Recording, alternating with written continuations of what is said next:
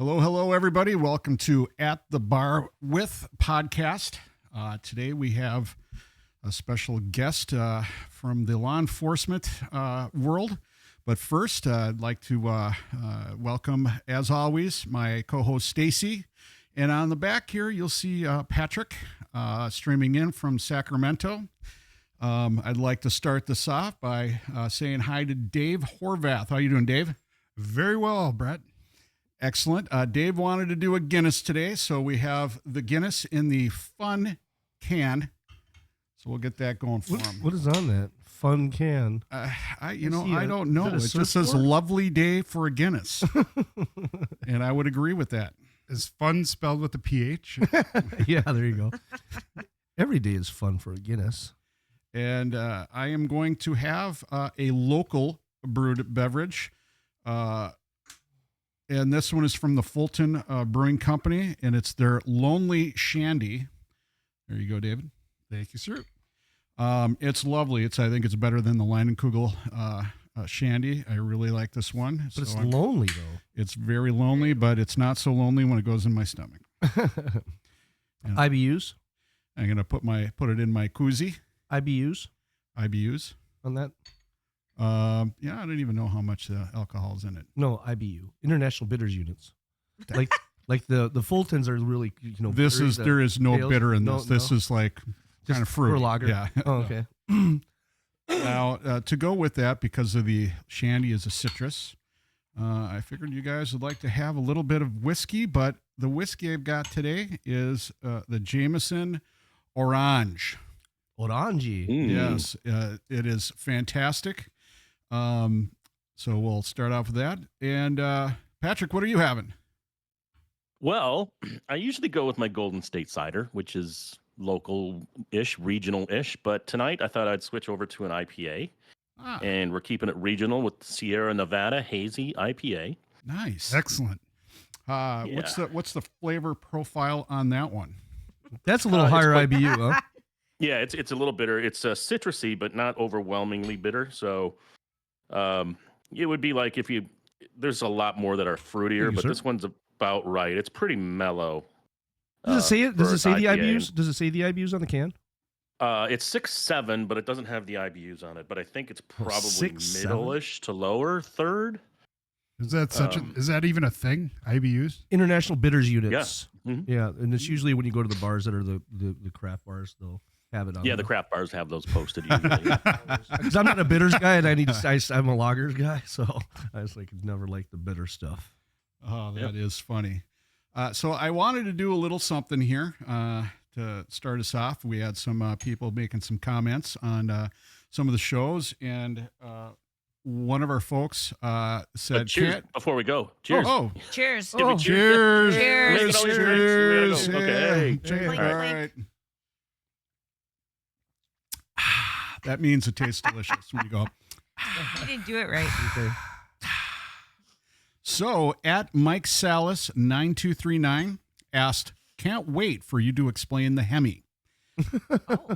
Okay, now there's going to be a select few that's going to know the Hemi, and the Hemi is a shot that I designed many years ago to look like a kamikaze, a fruity beverage that would lay you out, and it was a deadly shot. So when I did karate, I used to spar with USA Karate out in Bloomington, the folks there. So we had a guy that's like 6'5" and about 280, 300 pounds, big boy. He could drink anything. I can drink anything. So they said, you need to come up with a shot that will put him down, that he thinks is fruity. I'm like, challenge accepted.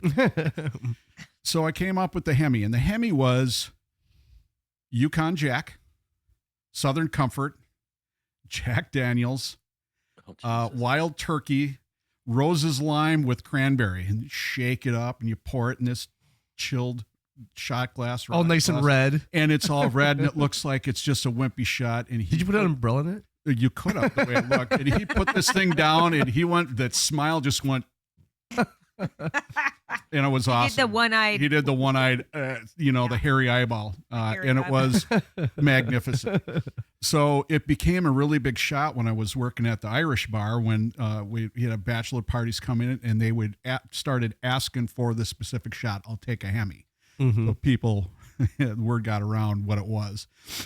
And at the Irish bar, we didn't have Yukon Jack, so we had to use some other kind of stuff. So the mixture, were you using like half shots or full shots? Or? No, it was a half ounce of each. Half ounce of for each? 2 ounces, and we do it that way. Okay. So equivalent to 2 shots. Yes. Okay. So that's what we did. Now, the next thing on the show we want to do, if any of you are out there that are bartenders, waitresses, or have been, get a hold of us at info@thebarwithpodcast.com. Share your stories, and we may actually share one of your stories on the podcast. Some good funny stories, yeah. Yeah. So, well, and you know what? Dave knows a lot about that because he was a cop in downtown Minneapolis for MPD. And when I worked at the TGI Fridays downtown, Dave worked his off duty there. That's where I hung out all the time. Nice. Now, Many funny stories. Many funny stories from Donovan's, huh? well, I stopped at O'Donovan's a few times, Mm-hmm. but mainly I knew him from TGI Fridays. Oh, okay. yeah. And so when about did you start working at City Center as a cop? I worked security at City Center from 92 to 96. And basically I was a cop back then because the cops we had working off duty would pawn all the work off on us. Mm. So we had to do that. But I actually went into the academy in September of 96. And how old were you then? So that you must have been about what? 28, I think. 28, yeah. Started, So that was a little bit late, right? Yeah. Considering to people that just get out of college and go into something. What did you be before that? I went to college, got my degrees, Mm-hmm. business and economics. Okay. Then I was married right out of college. Okay. That didn't last too long, about a year.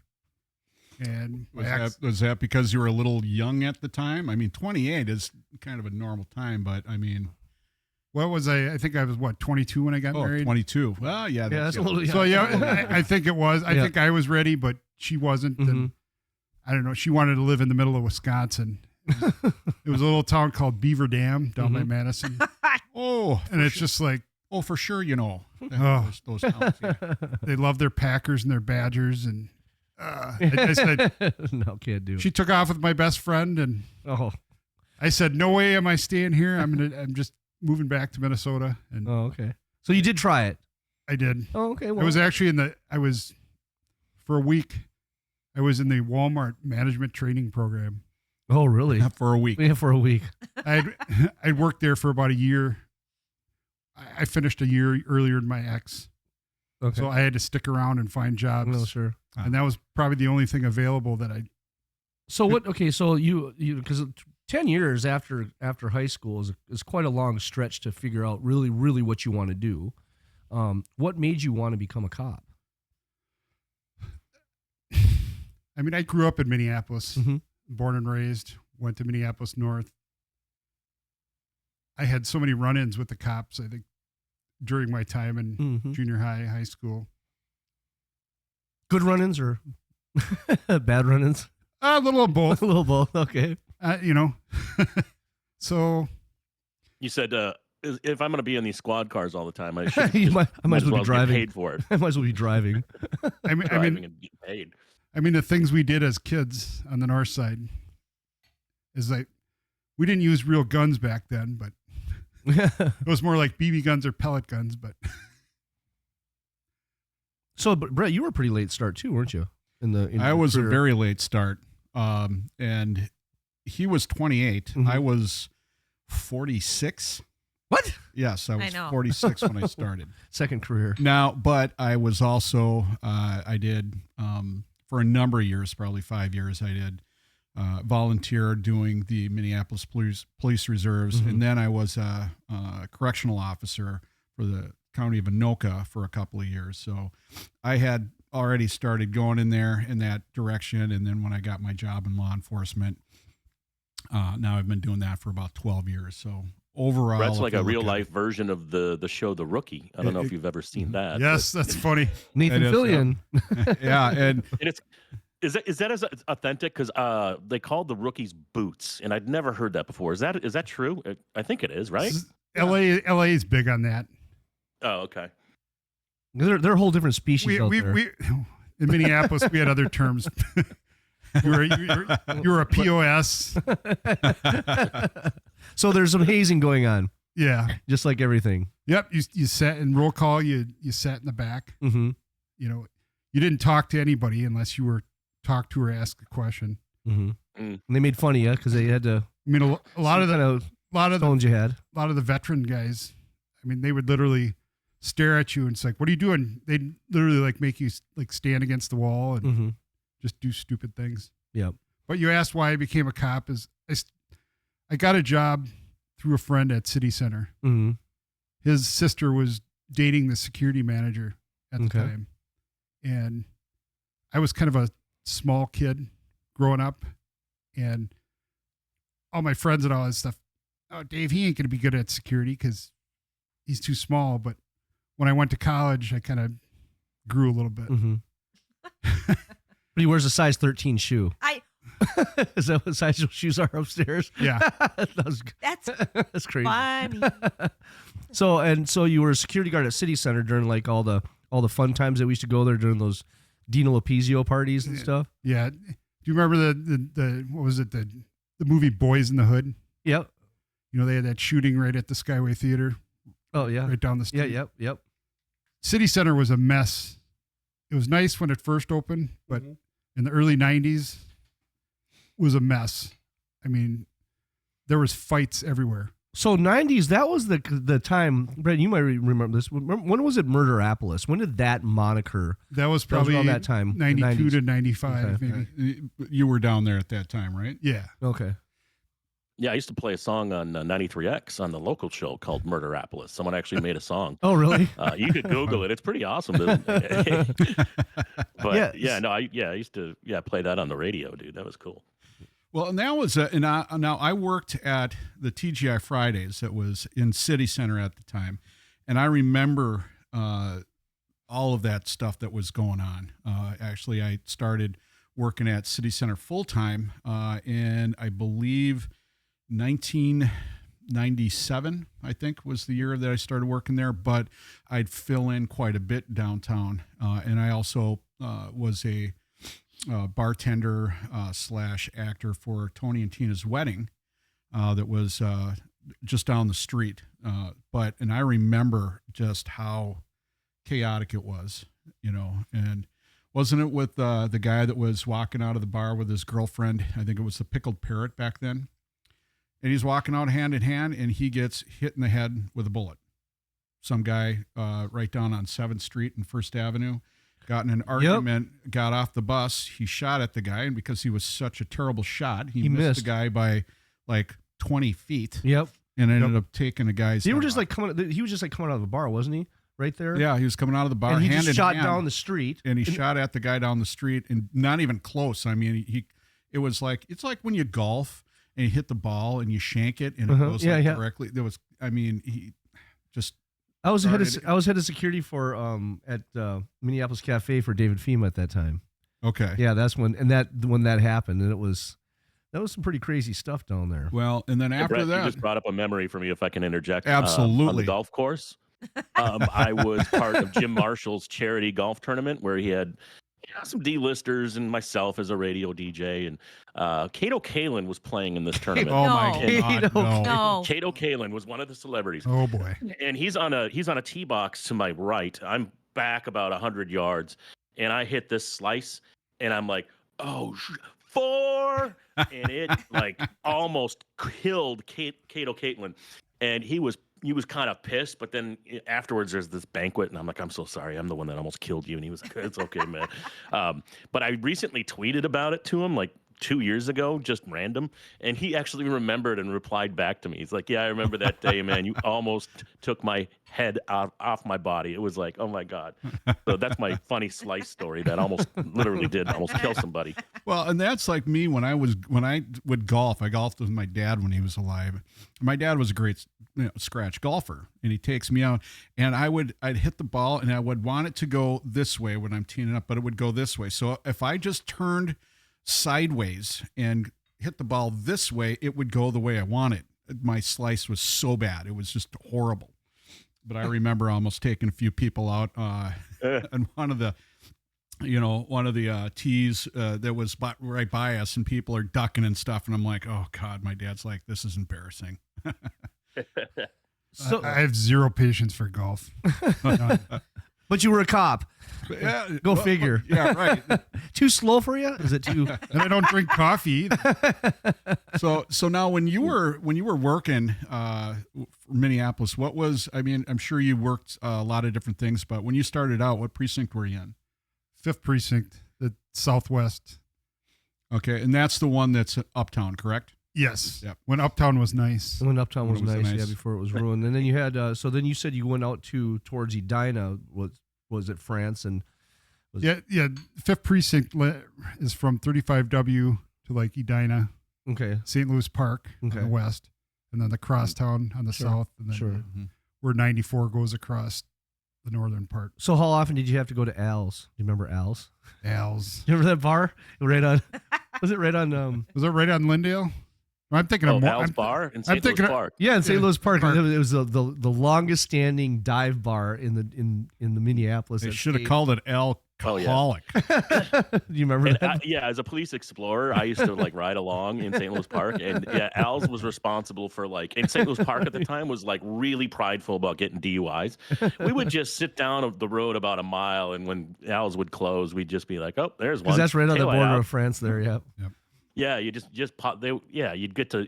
We take them to booking, and it was like 16 deep. It's like, what the hell? A lot of accidents. A lot of accidents on Lake Street coming in from. the Oh west. God, yeah. Oh, I bet. Oh yeah.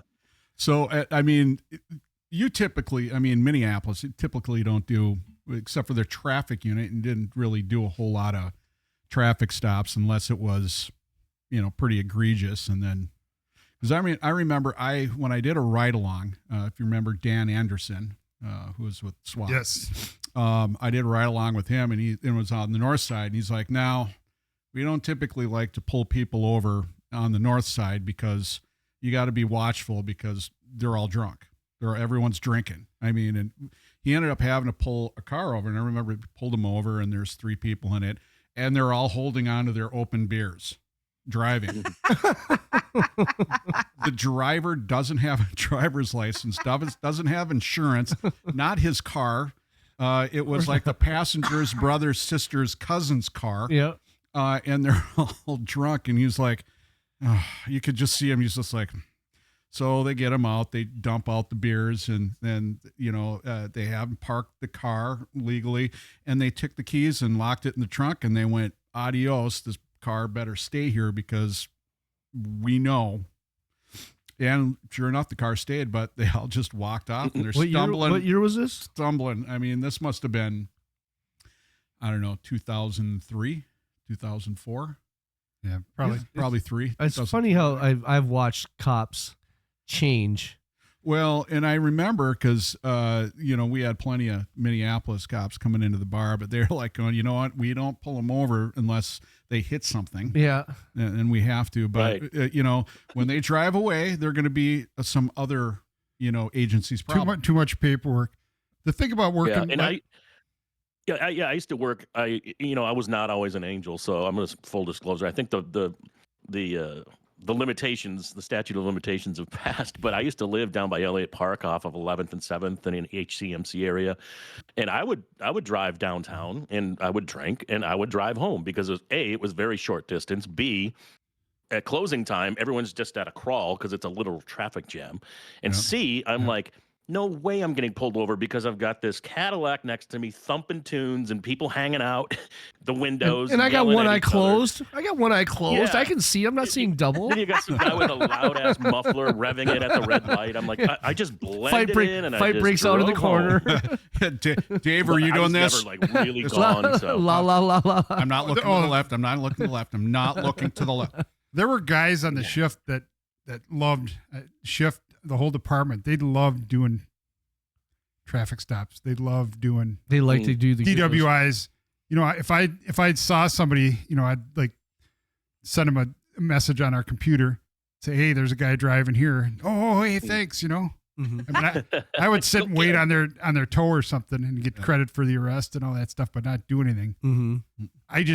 I hated it. It was a complete waste of time. I mean, I hate to say it.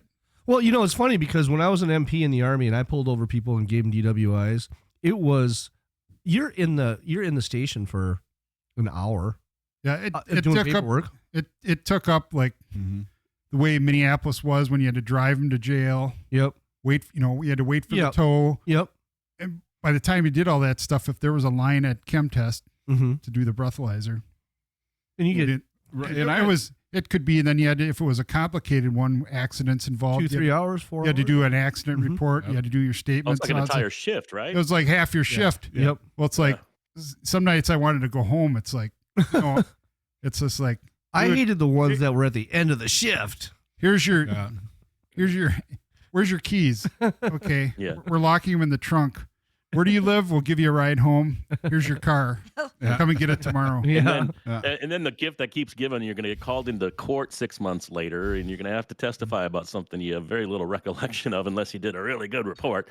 But that would suck. That would suck. And I remember doing that stuff too. I mean, the one thing I didn't do was DRE. And I didn't want to do that because then it just opened too many cans of worms. I mean, working in a busy inner city. What's a DRE? That's drug recognition expert. But I did the DWI taking them or no? but I did that. I did that stuff. And I did a lot of DWI stuff and did a lot of traffic stops, stuff like that. But the one thing that I hated about the DWI is like when you do a traffic stop and you're inner city cop, and I know that Dave can attest to this, that you are vested as soon as you turn on the lights to pull that car over, you are attached to whatever's going on with that car. Mm-hmm. You are stuck with it. And you just got your fingers crossed going, okay, just, don't be drunk. Don't smell weed. Don't have a gun in the car. Mm-hmm. Just, have your driver's license and insurance. And, it's like playing. You don't have proof of insurance. When you get pulled over, just say, I have insurance, but I don't have the card with me. Oh. Never say I don't have insurance. Mm-hmm. Big difference. Right. So you're like, oh, good. That's no a whole different ticket. Yeah. But it's just like me going like, oh, rolling. Oh, crap, snake eyes. Because the guy's drunk, no license. Not only is he drunk, but he's canceled IPS. Now I got to tow the car, pull the plates, and I get down to in the trunk. Yeah. Well, the sad thing is when they deny everything at first. I mean, you smell the weed coming out of their vehicle. It's like, you got weed in there? It's like, no. It's not mine. It's All like, right, you smell like alcohol, and you're driving all over the place. It's not mine. well, I actually pulled over a car. And it was funny because you could smell the weed, and this is probably 8-9 years ago, 10 years ago. You could smell the weed. You could see the smoke coming out of the car. It was like Fast Times at Ridgemont High. Remember when? Yeah, like that. Like when Spicoli spills out of the van. Yeah. Smoke. Hey, Mr. Hand, Mr. Hand. So I pull it over, and they roll it up, and smoke's coming out. No, we smoked earlier, but not now. And I look over, and there's a guy. He's sitting in the passenger seat, and they had a bong that was probably 3 foot long, and he's trying to hide it underneath the shirt, and it's sticking up. And I'm looking at him like, what are you doing? And the other, my partner comes up the other side and has him roll the window down, and he pulls the shirt. I think it's a big red, huge bong. It's like, you gotta be kidding me. And then on the floor next to him was a mason jar full of like sticky but all red. I mean, like really, really good weed. Well, you still have it? That actually the resin will get you really high. Oh, I mean, yeah. And it was good. And this is back then. This is really good weed. You could tell. And the guy in the back seat. How do you know? Because you could smell it. You look at it and it's like, holy crap. But the guy in the back seat, his wife was at the hospital, and they had just left the hospital to take him on a little ride around the block to get him high because he was so stressed out because she's having a kid. And she's been in labor for like 20 hours, so he just needed to settle down. Yeah, okay. So we're like, well, we're going to take the bong, we're going to take the weed, we're going to cut you a ticket. We're, we're going to send you back on your way to get your wife because I'm not getting the middle of that one. Did you confiscate the bong water? Well, we took everything. Oh. Yeah. So let me ask you this. So now that weed is legal in Minnesota, do you think there's a lot of cops that smoke weed? Yes. Yeah. Because it's been kind of it's obviously been decriminalized for a long time, and we know that alcohol, especially when you retire. Yeah. And have you smoked weed since you've retired? I didn't inhale, but no. Nice one. I did not inhale. And I was blind, and my dog did it. So okay, let's ask this question. What was your best or most memorable call that you've went on? Oh, I mean, my brain has been like a fog lately. Once I retired, it's things just kind of shut off. Oh, interesting. And it's just like by having these conversations tonight, I'll remember. It's like, oh, I forgot about that one. I forgot about this happened. Mm-hmm. Mm-hmm. I'm trying to think offhand I've been to some pretty horrific calls. Mm-hmm. Oh yeah. We'll start it off I was at a call August 1st, 2002. You remember the date. So Yep. Ooh. At the time, Minneapolis, when they actually had officers working, we had probably 950 cops, 955, close to 1,000 cops when I started. Mm-hmm. Now they're down, I think, to like 400 and something. Jeez, really? Yeah, they had a lot of retirements, so they're a little under 500. It's bad. Wow. We had so many specialized units. We had a housing unit that would go to all the public houses, all the apartment complexes, they had a senior high-rise called the Horn Towers. It was at 31st and Pillsbury in the 5th Precinct. There's three towers that are there. Mm-hmm. They were meant to be senior housing, but Minneapolis built them. They didn't have enough seniors to live there, so then they put them out to Section 8, and just about anybody could live there. Mm-hmm. Well, if you're a senior, why would you even want to live down there? I mean, I have no idea. I mean, I could see why it didn't get filled. Cost? No, I mean, the lifestyle down there. Sure. Because it's right off of Lake Street. Yeah, so, okay. So I can understand that. But that building. So there was a 6-year-old woman that lived there. She had some family that lived on the other side of the freeway in the 3rd Precinct. Mm-hmm. Mm-hmm. She got in an argument with her family. She drove by the house. I guess she shot up the front of the house, or there were shots fired at that address in the 3rd Precinct. When cops got there, it was gone. Mm-hmm. But somebody got a plate to the car, and this lady actually was a resident in the Horn Towers. And she drove back, parked her car in the lot. One of the housing cops was driving through the lot and says, "Oh, hey, there's a car." Nobody in it. She looked in the car and saw some bullets. Casings? Not casings, but just unused ammo laying on the floorboards. So she went into the lobby. There's like big lobbies in these buildings. And this gal was in there talking to somebody or whatever. And she recognized the person, the description. Mm-hmm. And are you so-and-so? Arrested her, handcuffed her, searched her. Nothing. So they're just kind of getting the info, getting ready to put her back in the squad and take her to jail. And the 60-year-old lady tells the female cop, "Yeah, I got to go to the bathroom." So what do? You were saying before, cops are too nice. Mm-hmm.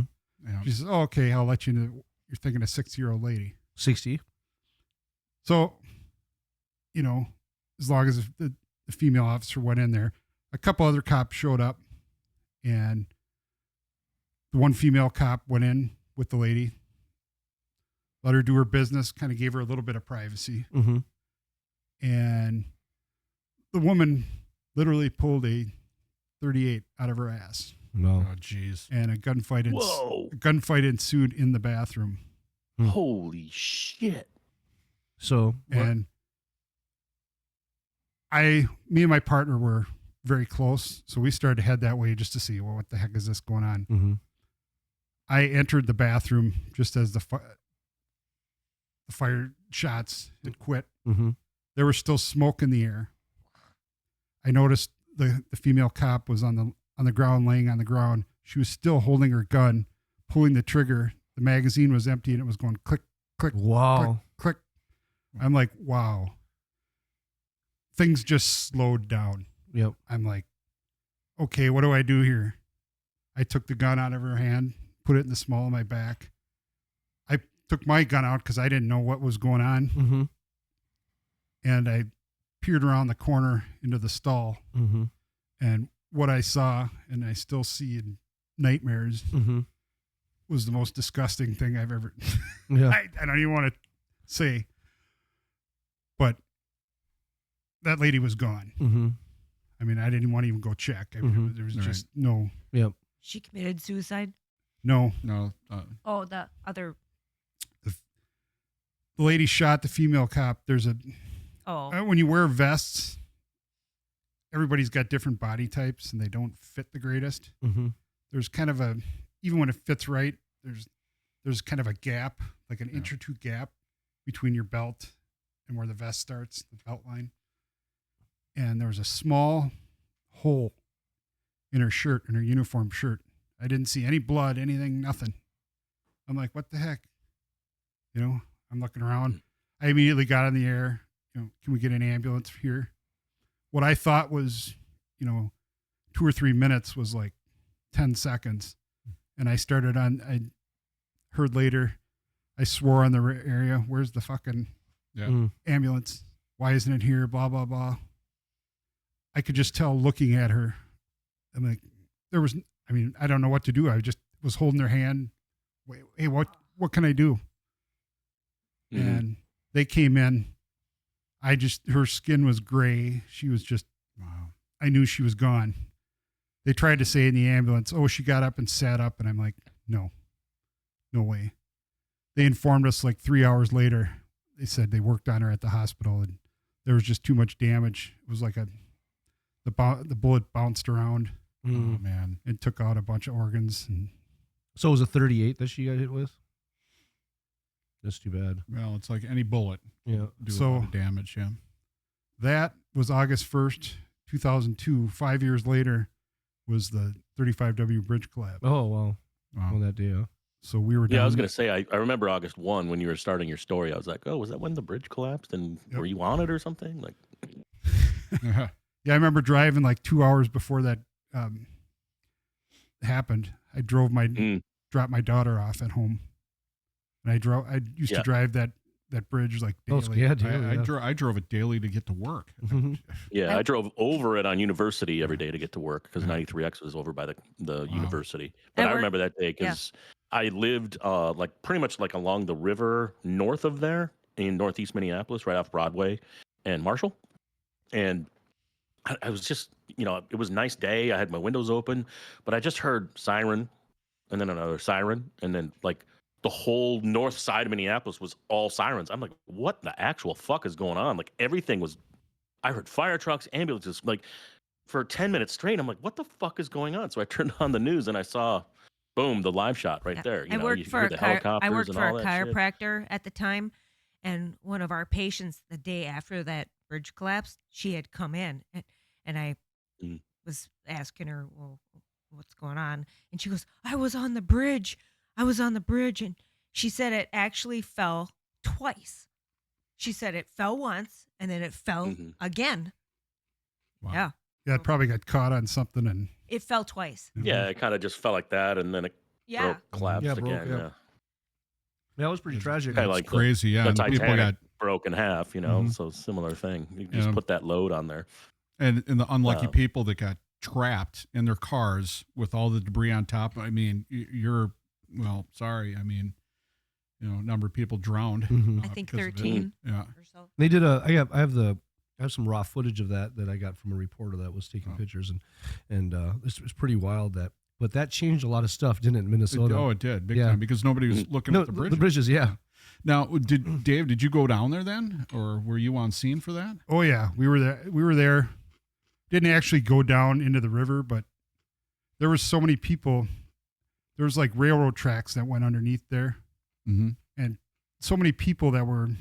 It's kind of an industrial area, but there's still a lot of houses and stuff pretty close, and a couple businesses and stuff.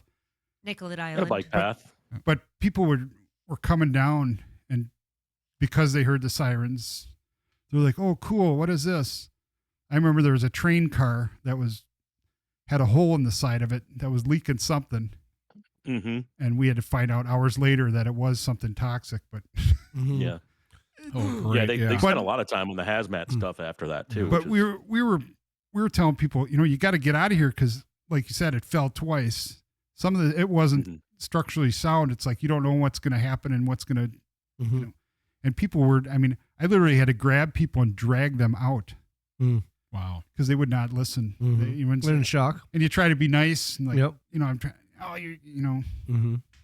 Yep. So it's one of the things that I've experienced, that a lot of people when they're hit with trauma, especially like some pretty aggressive stuff, you'd be surprised at the number of people that freeze and don't know what to do in those situations. And this is one of the big things that really makes me mad about the general society that hates police officers, is that they have no idea what the job entails or what it's about, and they don't know what they have to go through. And that's why I didn't become a cop after being an MP in the Army, is that I didn't want to, 365, 7 days a week going to a job that is not appreciated, not understood, and also, can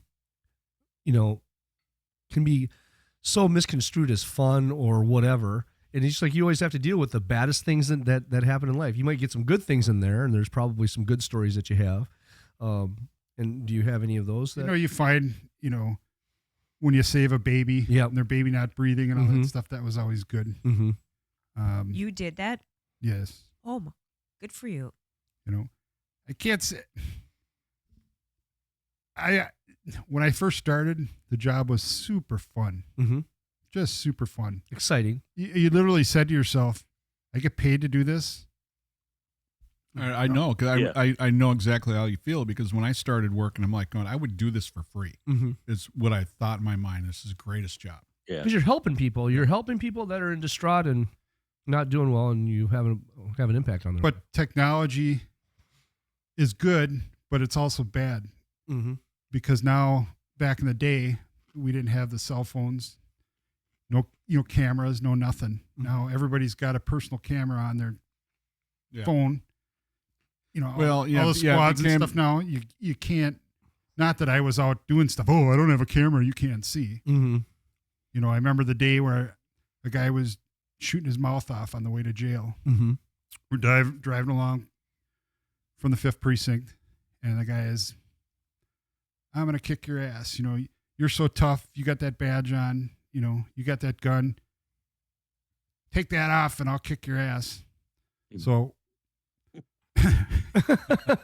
Sounds like an NWA song, actually. So we proceeded to drive past the jail, and he's like, well, the jail's right there. And I'm like, just kept their mouth shut. I told my partner to keep driving. We drove down. I think it's Portland that goes right next to the river. Yeah. And it wasn't very populated as is now. There's so many dang condos up there now. Wait, are you going to need a lawyer to finish this story? I'm done. If they want to come and get me, go ahead. So we kept driving. We parked right along the river on the parkway out there. I get out of the car, or the squad, go back, open up the trunk. I take off my utility belt. I take off my uniform shirt. I take off my vest. Then I went to the back seat. A lot of times we didn't really handcuff people, because once they're handcuffed, well, that gets into be a little bit back in the day. But I opened up the squad door, and the guy saw me, and he started crying. No, I was just kidding. I said, no, I don't have a badge on. I don't have my gun anymore. I don't even have my uniform shirt on. It's just my blue uniform pants and my white T-shirt. I said, come out and kick my ass. He literally started crying. But I mean, this was how many years ago? That was 2024. Beyond the statute of limitations. Well, before the year 2000. So, I mean, before you were born. And the thing is, though, law enforcement was a different thing back then. It was. Nowadays, I mean, there would be new. Mm-hmm. But you know what? You put the guy in jail the next time, and you deal with people, and I don't know if Brett does not, but you deal with the same people over and over again. Yep. Over and over. But after that first time, I think that's what they need today. And that's what people don't want. They see it as abuse and all that stuff. But head-to-wall counseling helps. A lot of these people don't understand, anything until you start swearing at them and until you start, I don't know. Recently in Sacramento, I'll just bring this story up. There was a guy who committed a robbery, which was a felony, and then got out. Because in California, you got to do something you literally have to kill someone to go to Sinton County until you go to prison. They released the guy after like 30 days. Then he got into trouble again, another felony. He went for a mental eval. They released him again, and then he just ended up murdering somebody. And that's literally killed somebody. And it was like 2 incidents within 6 months, and then he just murdered somebody. It's ridiculous. And that's the problem today is people just see a snippet of video. Mm-hmm. Granted, the George Floyd thing was 9 minutes and 49 seconds or whatever it was. Yeah, that's a whole different. That's a whole different beast. That kind of. But I mean, it's still along the same premises.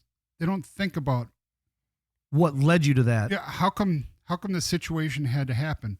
Why was George Floyd on the street? Okay, why was he there at that particular moment? Mm-hmm. He drove in a car, which he didn't have a driver's license. It wasn't his car. I think it was like in a Mercedes SUV or something, kind of a high end. Okay. You watch the video of him in the store and he's higher than a kite. I mean, a normal person could see he's not all himself. Whether he passed a counterfeit 20 or not, who knows? Mm-hmm. That's what the story was, that he passed a fake $20 bill. Not the biggest crime in the world.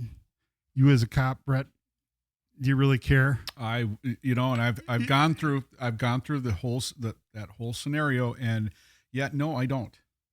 You know, you'd more care about it as a cop. You'd more care about where that came from. Well, no, I don't even care where it comes because nobody else cares. And the thing is, there's so many scams going on. People, unfortunately, people are a lot of times they're in survival mode, so they're coming up with ideas in order to make money, survive, pay for their drugs, pay for their alcohol, pay for food sometimes.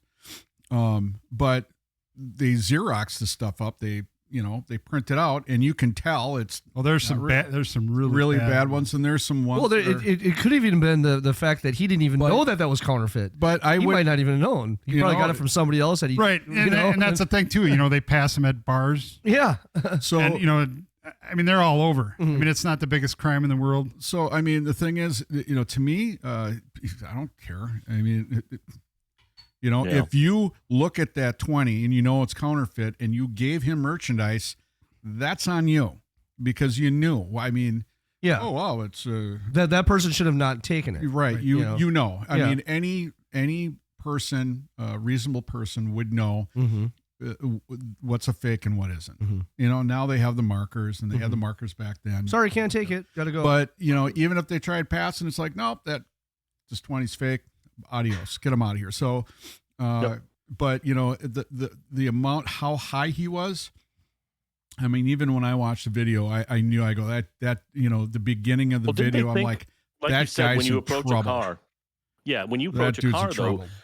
There's some video that wasn't even allowed into evidence too, but there was speculation, or actually I saw the video where when the cops approached him, he might have been down in the fentanyl. Yeah, he was chewing it. There actually was a video, I think, that he was actually, they show the white tablet, or you could see the white crumbs. Tablet. Yeah. Well, and I mean, when I watched, I knew right away, this guy's in trouble. This guy's going to die pretty quick here. Mm-hmm. He's in trouble. And that was, and it was a comedy of errors that happened for him to die. And one of the biggest. I hate to interrupt. Can I interrupt? Absolutely. One quick second. So while we're filming this episode, I wouldn't break in unless this was super important. We had talked about the Timberwolves are performing. For those that are watching, are they actually winning? The Timberwolves are performing, and we talked a little bit about this. No spoiler alerts, Gene. When we were talking earlier, we all kind of said, "Yeah, the Wolves are done." As of right now, with 2 minutes left in the second, how big of a lead do you think the Wolves have over Oklahoma City? How big? Like 10 points, 20, 15, 20. I'll go 18. I'm gonna go say Higher. 20. Higher. 25. Higher. 40. No, 34 points. It is 66-32 Minnesota. Oh my God. Really? Wow. Wow. Because I just talked to you not even 5-10 minutes ago, and you said they were 10 up. Yeah, they were only up by 10, but they have not stopped scoring. It's unbelievable to watch this. But anyway, back to the murder of George Floyd. But anyway, people don't realize the whole situation. They weren't there. They weren't there. They see the video, and yes, there's a preconceived notion that we sit in roll call going, who are we going to kill today? Let's go out. Who can kill the most people today?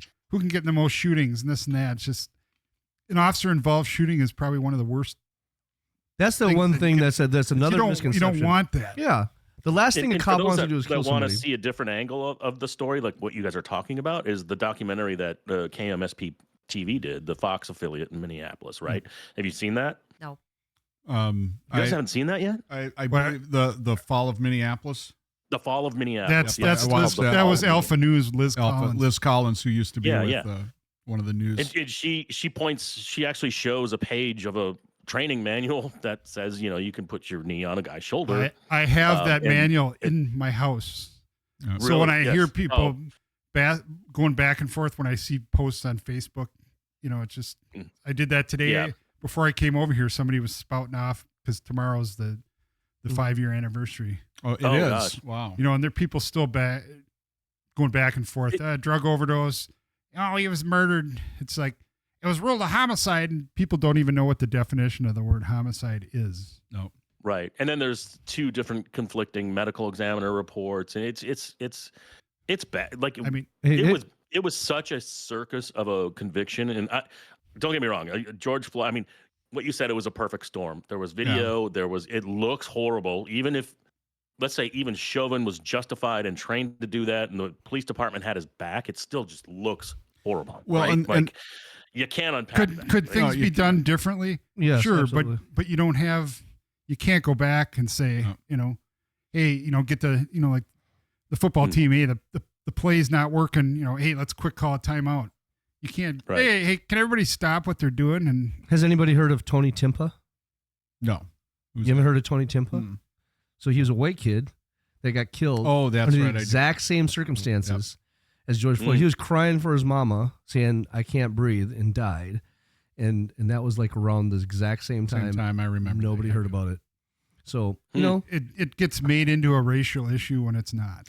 Well, even Keith Ellison, but the thing is, even Keith Ellison said that he didn't believe that this was racial. No. He even said, I don't believe that this is racial at all.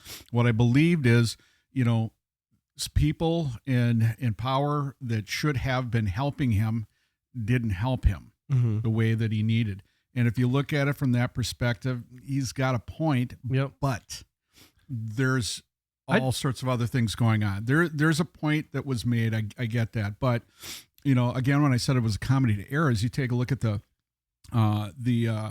medics that they called. It took them 20 minutes to get there. And they got dispatched to the wrong call from the wrong station. And one thing that I do wish that people would do is stop commenting and casting assertions before they even know what's going on. Well, but that's what people do in today's age. In the age of technology, the media, they see it right away. But media, and that's the one thing that when they say fake news, like 90% of the news, I would believe is fake because it's generated. They generate to stir the pot. Stir the pot because they need viewers. The more viewers, the more ads they can sell, the more money they can sell the ads. So I mean, it's not what it's doing now. It's having the opposite effect. But that's what they're doing. But losing viewers. But now they're losing viewers on that, so they have to kind of, because a cool podcast like this, I think people can watch instead. Well, yeah, and that's the whole thing. I mean, that's why when you look at Trump and how he won, he started doing these kind of podcasts that people are younger because of his son. Yeah, his son did that. Yeah. Dad, you got to do this. So. Who does watch normal news? As a former broadcaster, no, but the mainstream media has been exposed for years. If you have a conscience, you know that there's been spin on all the stations, and of course that's why Fox News happened, because they had to spin it to the right to combat the stuff on the left. But they're all full of crap, and the beauty of like what Elon did with Twitter, and he exposed Twitter for the government censoring people, and he's like, this is going to be a censorship-free platform, and that's how it needs to be. And I 100% agree, but we have so many more outlets now that are more believable than mainstream media. Even Joe Rogan is like, he gets a little kooky sometimes. He gets out there. I just watched a recent episode where he said, most vaccines aren't good for you, and I'm like, I don't know. I'd like to do more research on that, but for the most part, I think more people are getting their news and information correctly from doing a deep dive with all the information that's available on the internet. That's the problem. The problem is about 5 to 10% of us actually do that a deep dive, ourselves, and the 90% are sheep, and they just, I heard this and blah blah blah blah. And that's like, oh my god, and you're right, Patrick. I believe it, because just watching the news, and we're watching this the Free Palestine stuff that's going on. This bigoted, hateful speech when they're talking, screaming anti-Semitic, anti-Semitic stuff, but calling for the erasure of the Jewish community, and a lot of these college kids are doing. They have no idea what they're screaming when they say from the river to the sea. Yep. And Antifada, they don't know what you're doing. Is you're 99% of the protesters have no idea what they're protesting. They just go out there because they think it's fun to be by people. And the Palestinians have had 8 chances over the last 70 years to live in a place designated for them in peace and harmony with Israel. And what Brett said was right. No, we want river to the sea. Everybody dead. It's all ours. And that's the big sad thing is that, the place that all this is coming from, and why they're doing it, and it's I wouldn't say it's a personality thing, and people that have certain personality types, and I talk about this quite a bit, that are really, really open and artistic and all of this, they want. They have a lot of empathy towards people, so they want to try to get on this virtue bandwagon to say I'm helping somebody, or I want to feel good because I have a voice here, when they have no idea. Like, I've kept my mouth shut on all of that stuff because that is so far. They're so far away from the world that I live in and what I see on a daily basis. Oh, yeah. And, I have Muslim friends, and I have friends from all walks, and because they live here, it's so hard, to attach, but people just want to attach to a fight for some reason. I just don't get that. Yeah. People love to argue. I'm from St. Louis Park, and back in the day it was nicknamed St. Jewish Park because a lot of the Jewish refugees were right. I used to mow their lawns. Yeah. And it was kind of funny because on Jewish holidays, the parking lot for St. Louis Park High School was always super full. But on Jewish holidays, it would be half empty, and you knew you were going to get a good spot during Hanukkah. Yeah. But my point is, I still have some good friends that are on. I see them on Facebook, and they're real people, and I know some of their stories. Jacob and Michael, shout out. They grew up in my neighborhood. I saw what they went through. And they literally had, one, they might have had 10 ancestors that were in Auschwitz. One made it out or something, and they're literally here by a strand of one great grandparent or something, Right. So it hits a little harder, when you're from that area. And there was an Edina versus hockey, or a Edina versus St. Louis Park hockey game once, and it was in St. Louis Park, I think, or maybe it was in Edina. It doesn't matter where it was, but they were chanting, "We have Christmas, yes we do. We have Christmas. How about you?" Oh Which my is God. hilarious. Wow.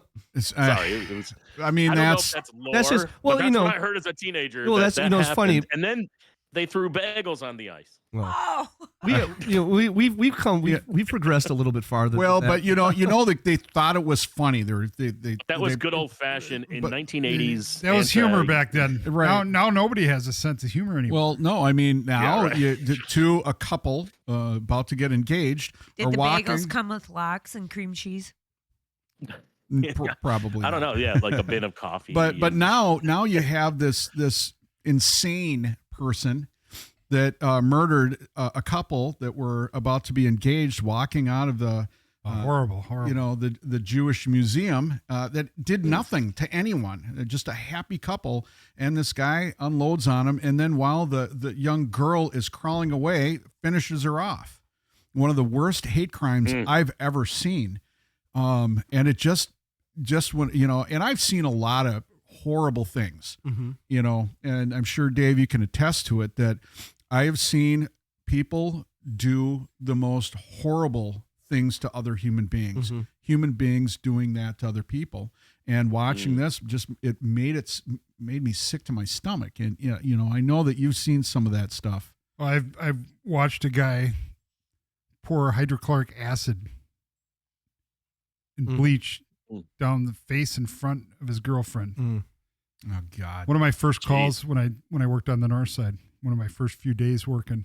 Well, and just to see that, we arrested the guy, and I think he actually probably still. Did you drive down to the river and take your shirt off and stuff? Yes, and I did. see, one of the things that I just don't get is that, so I'm trying to combat this at an earlier level, right? Because we all ask the question, because everybody wants to try to control guns, which is the craziest thing that I've ever heard. But these kids, right, when they're in elementary school, every rapist, serial killer, murderer, everybody that's in prison was a kindergartner at one time, most likely, right? They were in elementary school. And so I always said, it's like, okay, when does this behavior start? When does this antisocial, because there's a lot of antisocial personality disorders that are out there that really, that we try to circumnavigate and try to help, try to do our best to give these kids a good path in life. Right. And a lot of it doesn't work, Well, but a lot of it has to do with culture, society, where they grow up. It's tough. It's tough for a kid on the north side. Well, let me push back really quick on that, because there are cases where you could have a mom, a single parent, on drugs with 5 kids. One is dead by the time they're 15. One's in jail by the time they're 20. One becomes a cop, and one becomes a lawyer. I just heard that on the news the other day. Well, so this is what happens. And so, okay, why is it that, because there are many stories of people coming through some very, very hard times with siblings that are, and I know a lot of people of color that can attest to this, that they have a brother, that they're in law enforcement, and they have a brother that's a criminal, right? You grew up in the same household. But you also have to take a look at where they are in terms of when they were born. Yep, birth order, personality type, right? Maybe Because IQ. You could have the eldest going through some pretty bad crap, Mm-hmm. and then the younger one sees this and goes, "Yeah, I'm falling for that," or looks up to the big brother, or does. So now, what happens if you're like, say, you're born with high trait disagreeableness, or low trait agreeableness, or you're very, very introverted, or you're very, But you're going to have to unpack the low trait. And low trait. high Okay. trait, So some people. Okay. So we know that people that are really, and I'm not a psychologist. So I just do a lot of reading on this. I do a lot of studying on this, and my master's in behavior and emotions. And so we know. No, you're not a psychologist, but you did stay at a Holiday Inn last night. Or So we know if you're we all have friends in our group that are very high trait extroversion. They like to talk a lot. They like to be the center of attention. They like to be around people all the time. And we know people that are very low trait in extroversion that, they like to stay home and read and do all those things, right? Yeah. So there's neither good or bad, right? We're just those traits.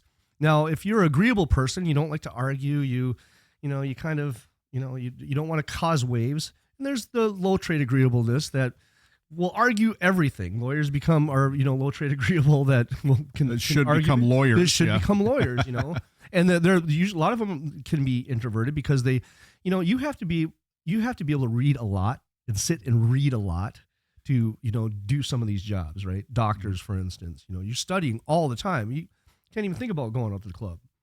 So what I'm saying is that in a family dynamic, you're going to have all certain personality types that, some people have high trait neuroticism. Neuroticism is a negative energy. A negative energy trait. So, and all this comes out of the Big Five. If people are interested in that, the Big Five personality typing, you can go online and do tests and things like that. And it comes from everybody knew the Myers-Briggs or the MMPI that we all took in college. But those have effects on people that can be good or bad, for whatever reason, whatever they're exposed to. But, like if you see somebody get killed in your family, one might want revenge. One might want to go into justice, to fight those things. So we don't know that. That's a hard thing to find. Right. And really look at as far as the younger kid is concerned. It's like, okay, how do we keep them from those things? I think we protect kids too much these days, but yeah. But I mean, some of the things that they do now, Dave, how did you deal with these things? I mean, a lot of people come out with PTSD, depression, things of that nature. They end up angry, and how did you get through all of this? Because I mean, knowing you for years, you didn't show any of the signs that you were, angry or bitter or depressed or, any of that stuff. How did you deal with it? Oh, retire early. Well, that helped. Actually, it's for sure, right? It's really, I was the type of person that kept everything inside. Mm-hmm. And now at an older age, I realize that's not really a good thing. Mm-hmm. That I would explode every once in a while. Mm-hmm. It would just get too built up. Mm-hmm. I always felt like I was always there to help somebody, mm-hmm. whether it was at work, whether it was at home. Mm-hmm. And I had nobody to talk to. Sure. And which is a lie because I always had good friends and stuff, but I didn't want to bother people. As men, we're stubborn as hell, and we never. I didn't want to bother anybody. Yeah, it's like I'm not going to call. Even though Brett would say, "Oh, you can call me anytime." Mm-hmm. It's like I'm not going to call him on a Saturday night. Yeah. Say, hey, dude, I'm really struggling with this stuff. Mm-hmm.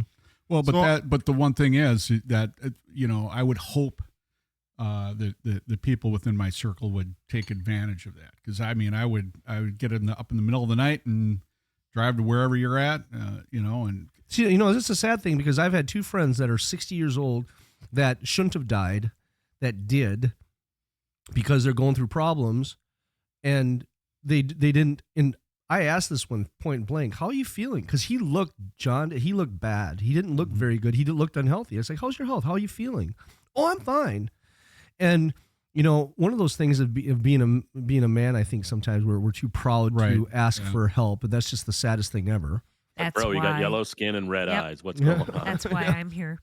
And I don't know what the police departments are doing these days.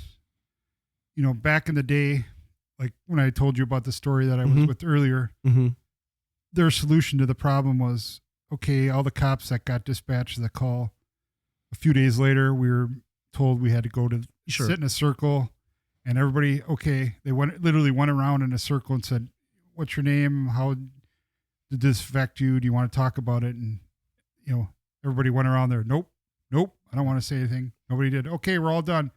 That was the extent of it. That circle is the same And thing that we do in schools. That take comes a mandatory week or two off. Right. That circle is. No, I had a sergeant on that call said, "Hey, Dave, are you gonna be able to clear from this pretty thing? Because we got a lot of calls pending. Holy shit! Yeah. Wow. That's about what I said. A few more adjectives to my supervisor. Luckily, there was another sergeant that actually lived down by me. That, hey, Dave, are you doing okay? And I looked at him and I said, no, I'm not. Wow. And did they do anything about that?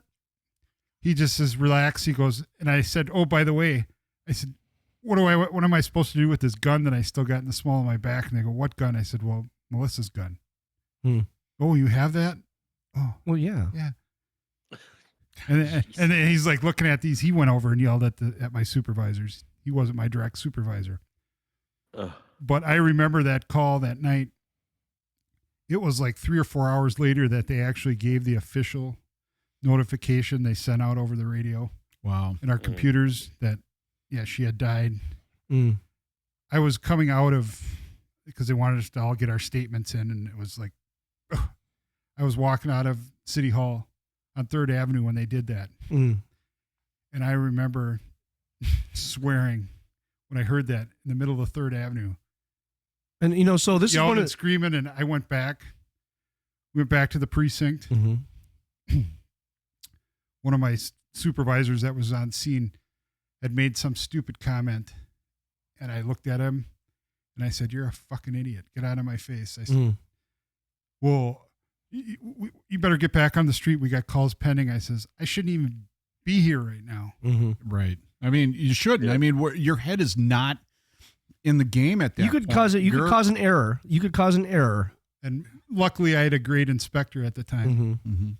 And she called me in the office and she goes, actually, I want to thank you for, he is kind of a stupid idiot for, so thank you for saying that. Yeah. But she asked me, are you okay? And I says, you know, I don't know how to answer that. I said, I don't know what okay is. Yeah, how would you know? Well, you're still in shock. That was the most dramatic thing, and you don't have any comparison. Like, what the fuck?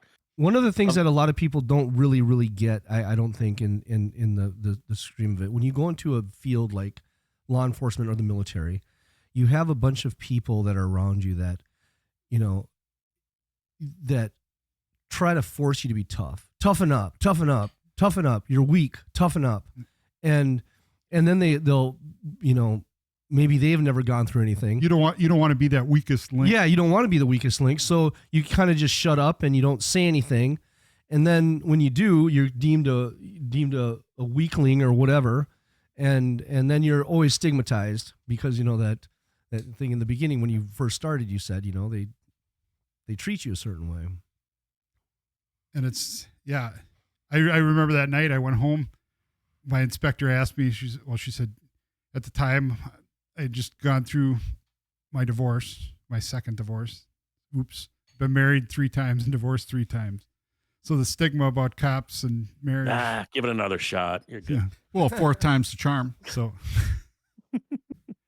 4th time's the charm. You know, do you have anybody? Sorry to interrupt, yeah. Do you have anybody at home? And I said, nope, a dog. Yeah, you know, well, don't go home and drink. Don't drive crazy home. Well, I got a lead foot, and I think it took me, what? Normally it took me about a half hour to get from my house from the precinct to my house. I got home in less than 20 minutes. And you were probably listening to Patrick on 93X because this was in 2002. He was. So yeah. Well, that was totally on the air at that loud and local going on. Yeah. I missed that station. Yeah. It's still there, but it sucks now. It's different. Yeah. So hey, go ahead, let's Pat. change the mood a little bit here. I said this pre-show that I had like the best headline I've ever seen on. Yes, on a news get back story. to that. Wait, real quick, Pat. Score. The score? Oh God, 74-46. 10 minutes left in the third. Thank you. I think we got a W. All ahead. right, so here it is. Police have arrested a Minnesota man who checked his sick wife out of a nursing home to throw her a death party. A death party. Her final hours included meth, listening to metal, and having sex, authorities said. And now I'm going to keep talking because I got to show the picture of the guy that did it. Perfect. So okay, so look at him smiling. Yeah, he's just like, and he didn't have any teeth, did he? He doesn't have any teeth. No, I don't think he's got teeth. He's not teeth, but he's still grinning. He's happy. He's happy. So, what was the arrest for? The meth or the taking the wife out of the hospital, or I don't know. I don't want to click on the story. The loud noises that came from He got arrested because he's ugly. I don't think I could arrest ugly somebody. Granny sex on the beach. That's what it was. Gene, he looked like me almost. Come on. God. Oh, hardly. But no, that's awesome. We should have more death parties like that. Well, it's legal in Canada now to end do your own anything. life. Yeah, you can end your own life. Yeah. Yep. Yep. You Sure can end your own life in Canada. Wow. Yep. Sure. Absolutely. Can. You know, there's. So Go ahead. I was going to say something too, Dave. You resonating a lot with me. So when I was 16 through 20, I wanted to be a cop as a little kid just because I thought it would be cool. I watched Chips. I watched SWAT on TV. I'm dating myself here. Huge. Starsky and Hutch. I watched Starsky and Hutch. Hell yeah. My mom used to watch Hill Street Blues, and I'd actually watch that, and I really wanted to be a cop. And my mom actually arranged for me, like when I was 12, she knew someone that worked at the mayor's office, and I wanted to ride along in a squad car. So she made that happen for me when I was like in 6th grade. And I was like, oh, hell yeah. This is what I want to do. So as soon as I could become a police explorer at 15, I did. And I loved it. And I was 100% going to go to Normandale, get my degree. But I also had a thing for radio. And I was like, St. Louis Park was also fortunate enough to have their own radio station. It was a low power 1,000 watt radio station that basically covered most of St. Louis Park. So I did that as a senior in high school. I got ready to graduate, and I'm like, what am I going to do? I ended up taking a year off to kind of figure it out, but I kind of knew, okay, I want to be a cop really bad, but that's like a year, or that's like a 2-year degree or a 4-year degree if you want to do it right. Back in the day, they said, oh, just go to do the 4-year. I'm like, I don't want to do a 4-year. But Brown Institute was a radio school, and you could do that in 18 months. And I thought I was going to do 18 months of that and become Tom Bernard and get rich and famous. So hey, you were famous. Yeah, no, it's okay. But my point is, like, I looked at some of this. Luckily, I don't know, this is before the internet, but either I talked to somebody or I read some stuff, and I saw that police officers generally live until about 53.3 years old was the average life expectancy. They have higher rates of heart disease, alcoholism, divorce, abuse of children and wives and things. And I'm like, radio, it's just, cocaine, bitches, and rock and roll, man. So like, I literally made my choice. Like, okay, I'm going to try the radio thing first. If that fails, then I'll go try to be a law enforcement officer. But literally the stats of what you guys do turned me off from going into that as a priority. Yeah. And you're sitting here telling these stories, and I'm like kind of checking off in my head, no offense, like, whew, dodged a bullet there, literally. Like I said, I forgot. I don't know if it's really truly a mental or physical problem, but I've forgotten a lot of things. Well, that's probably by choice. It's probably a. I don't know if it's talking to a therapist. Do you talk to a therapist weekly? Okay. I'm not afraid to admit that. Mm-hmm. And I wish, I hope when some of these cops these days get involved in some of these incidents, mm-hmm. that they just don't brush it off and say, oh, well, it should be mandatory. Guy. It should be mandatory for one, but it should be offered for a free service all the time, just to have somebody to talk to, because, that's what men don't do, is men don't want to air their grievances by thinking that they're weak, We always want to be tough guy. I went to therapy for marriage counseling, and that turned into therapy for myself. And then I found out I had a shitty childhood, and, that's not the same kind of trauma, but it's still trauma.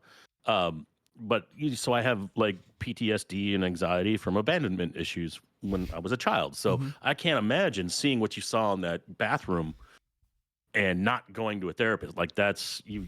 I applaud you. I mean, we all need to do that. Well, my third wife, she actually said, I didn't sign up for this. She says, she would look at me every August 1st that comes around. maybe a few days before, a few days after, I get kind of freaked out. And what is it, 23 years later, whatever?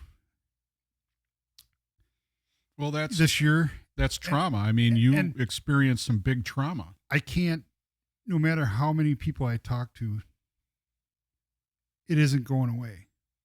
Yeah. It's there. I get freaked out. I watch all these stupid shows still on TV, cop shows. Every time they have a cop's funeral on the show, but anybody's ever sitting down with me, I always warn them. It's like if they have a funeral and they play bagpipes, if you started playing bagpipes right here, I would lose it. It's just, I might have a common connection for you. Did you ever work with a guy named John Gullickson? I do remember the name. John Gullickson. He was an undercover guy. He used to go to the rallies where they were gonna like do something, and he would dress undercover. But he also was like a head of the bike unit. Like he would repair the bikes and do bike stuff. But yeah, he used to be known as Gully. But he actually went on a fishing trip and had a diabetic seizure and fell into the creek or the river that he was swimming or fishing in. And so this would have been like in I know who you're talking 1997, 1990. Yeah, yes, 1998. Yeah, Gully. exactly. He was a good friend of mine from St. Louis Park. We went to Explorers together and all that shit. But yeah, no, I just, that just came to me when you said officer's funeral. I just thought, oh, I've been to one. It was John Gullickson. And then I was like, oh, did you know Gully? Yes. He was a great guy. Yes. Unfortunate. Gone way too soon. Yeah. I mean, and it's a big deal when these kind of things happen. Like we had a guy at our police department commit suicide recently, about a year ago, and that really affected me. Because I worked with him, and I worked with him a lot, and he was a great guy, but he was this big bear. I mean, just big bear, and he had gotten a viral infection that he didn't know about that kind of took out his vertebrae. His vertebrae started to crumble, and it was from a virus of some sort. And then he had to have surgery, and they're like, and when can I get back to work? And they're like, you ain't going. You're never going to be able to work again. And then his body wasn't reacting the same way. I mean, you're talking about a guy that's, his arms were as big as my legs. And now he can't take care of himself. He's got to have other people.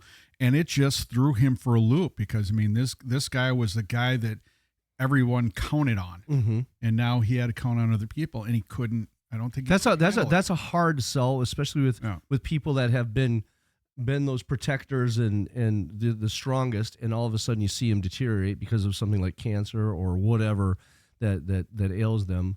Right. I watched a strong man like my father go through that, and it's harsh, and we don't have outlets that are readily. But the thing that hit me the worst, though, because you're right, we don't have outlets, is that I got the phone call when he committed suicide, when it was another agency, because he lived outside of the city, and the officer on scene, an officer in charge of OIC, called me because I was a sergeant on duty, and told me what happened and what do we want to do with the body. And I just was like, it hit me. It was like somebody took a sledgehammer and just hit me in the chest with it. Wow. And it was tough. I mean, to say that I love the guy. He was great. Well, let me ask you guys this. This has been a big topic, and I've thought about it because when my dad told me, he said this. He's like, if I get Alzheimer's, I want you to put a bullet in, and I want you to take me out. And there's some things that we just can't come back from. And we know that. And we were just talking about the Canada thing of assisted ending it, and I see people. There's a suffering element. Yeah. That's a hard one. That's a hard one for me. Dr. Kevorkian, remember back in the day? Oh yeah. That was I mean, I'm sure that there's places that if I ended up that I was like, I'm done, I'm out. I think everybody thinks about that once in a while. And Well, could you imagine if the media covered exactly what we're talking about for cops, like promoting. We were talking about how slanted the media is, and it's always about clickbait and the sensationalism and stories. But we're talking about actual things that are going on thousands deep, if not hundreds of thousands deep, all across America. Well, soldiers. Why isn't anyone talking about the cop that almost killed himself last night, but got help or something like that instead? Yep. It's the cop beat the black kid. It's baffling to me. It gets tiring, and it does. I mean, here's the one thing that really hurt. Is that, they wanted to send his name in to D.C. to put his name, died in, in the line of duty. And they were like, no, it was a suicide. Are you kidding me? That's all part of it. It's just that He really. died in the line of duty. He died in the line of duty. This is part of why he died. Out, you don't carry that with you. And that really, to me, that's like, Donald Trump, President Trump, if you ever hear this, please change that, because suicide, cops that are committing suicide it's a big deal, and to not memorialize what they've done and veterans and everybody else by shunning them because of suicide is just, to me, it can't happen. Yeah, and the other thing though is too. Breaking news, Brett. Sorry, Stacy, I don't want to cut you off, but today, President Trump awarded the first ever Medal of Sacrifice to 3 heroic law enforcement officers who were killed in the line of duty from Palm Beach County, Florida. President Trump literally made a new award called Medals of Sacrifice. Thank you, President Trump. I don't know. Yeah. I don't know about the details of it, but I'm assuming if a cop would kill himself, then that would also still fall in that purview. But I don't know. Yeah, the main thing that I see is a really big issue is that, well, number one, psychology is such a, when you go therapy, just the word therapy is such, it's a much bigger word than people think, because there's so many psychological modalities that you can go to, applied behavioral analysis to CBT. CBT has come out to be a really, really good one, cognitive behavioral therapy. For people that are suicidal and so forth. But it's not out there where you can just easily search for it, but then easily access it. And accessing the right one, because just because I talk to one CBT therapist doesn't mean that they do the same as the next one. No, the next one. But what is a CBT? CBT is cognitive behavioral therapy. That's the new it's a new way of, it's supposed to be better than Prozac. So Greg Lukianoff is an author that wrote a book with Jonathan Haidt called The Coddling of the American Mind. Right. And he literally had a gun in his mouth. I don't know if I'm supposed to say that on. We're learning. We're hitting the truths here. I mean, he was suicidal, and he started CBT, and it helped him. Obviously he's still around. So there's just some things that work for some people don't necessarily work for others, and finding that journey is the hard thing. Is I think what helped me with any anger that I had was martial arts, and exercise has been known to really, really change your internal chemical system. Right. But people just can't easily find stuff. It's not readily available, and a lot of it costs money, and so that's the hard thing that I think people have to go through. It's sad. Now, kind of piggybacking off of that, some of the things you've gone through. Now, Dave, you've done a lot of different things within Minneapolis. You weren't just a police officer. What are some of the things that you did in the different units? What did you do? And I know that change within the department, when you do change within the department, does help you out deal with the stuff, because it puts you in it gives you different avenues for doing stuff within the department. What did you do to do that? Who's your daddy and what did he do? You're the daddy, but what did you do? So what were some of the different units you worked with, and how did you like those units? Well, back in the day, we actually you had to work patrol for a minimum of like 5 years before you could go to a specialty unit. Yep. And most of those years were stuck on either mid-watch or dog-watch hours. Now, for the people out there that don't know what mid-watch or dog-watch is. Dog watch is the fun shift where you work from 11 to 7. Dog As watch. A former police explorer. Oh, shit. Okay. Let me tell you, 30, dog 40 years watch, ago. for the Sorry. people out there, dog watch is where policy comes from. No, it's when I clean up the dog poop. But everything always happens after midnight. So mid-watch is... It's all good. Mid-watch usually started, between like 4 and 6. And then dog watch usually came on and worked anywhere from 8, 9, 10 to... Our shifts were 10 hours, so 10 hours from there. So 6, 7, 8 in the morning. So did depending. they still do? I remember when I was an explorer, like the cops would work like 4 or 5 days on and then get like 3, 4 off. Like, did they still stagger it like that? We had a 28-day cycle in our pay period, and we were on 10-hour shifts. So you had to work like 16 of them and had 12 days off. So it was 4 days a week work, 3 days off. But we could pick our days. And back in the day, if you didn't want to destroy your vacation bank, Did you have to go to court on your off days? Yes, sometimes it followed on your. Oh yeah, you got to go when you got to go, right? Yep. Shit. Sometimes they would argue about, even if you tell them months in advance that you're on vacation, they would still say, would they recoup it? I told them the last time they tried to get me into court, I told them, yeah, if you can find me. when they had the Final Five, what was it? The WCHA Final Five. They used to have it in St. Paul before the hockey screwed up and went to NCAA. Yeah, the Frozen Four, I think it was. Yeah. Well, we always went for that end of the year tournament. Oh, I remember. It was a Thursday, Friday, Saturday, and the year, I think it was 2002 or something, when the Gophers actually won the Final Four. And it was the following year. It would have been 2002. Yep. It was the following year we went, and they canceled everybody's days off because the first time they did, they had all the kids at the U were partying and burning shit down. And yeah, I remember that. So everybody had to work. tipping cars. Yeah, it was back to back, right? So they had to, lessons learned. We need more. But sorry, I cut you off. So we had what else? What else did you do? Like, I had to work I worked in the schools. I was an SRO, what they call them now. It was They took those out. What school did you work at? Washburn. Washburn, okay. And then I worked off duty at Washburn and Southwest. Okay. And for the audience, what does SRO mean?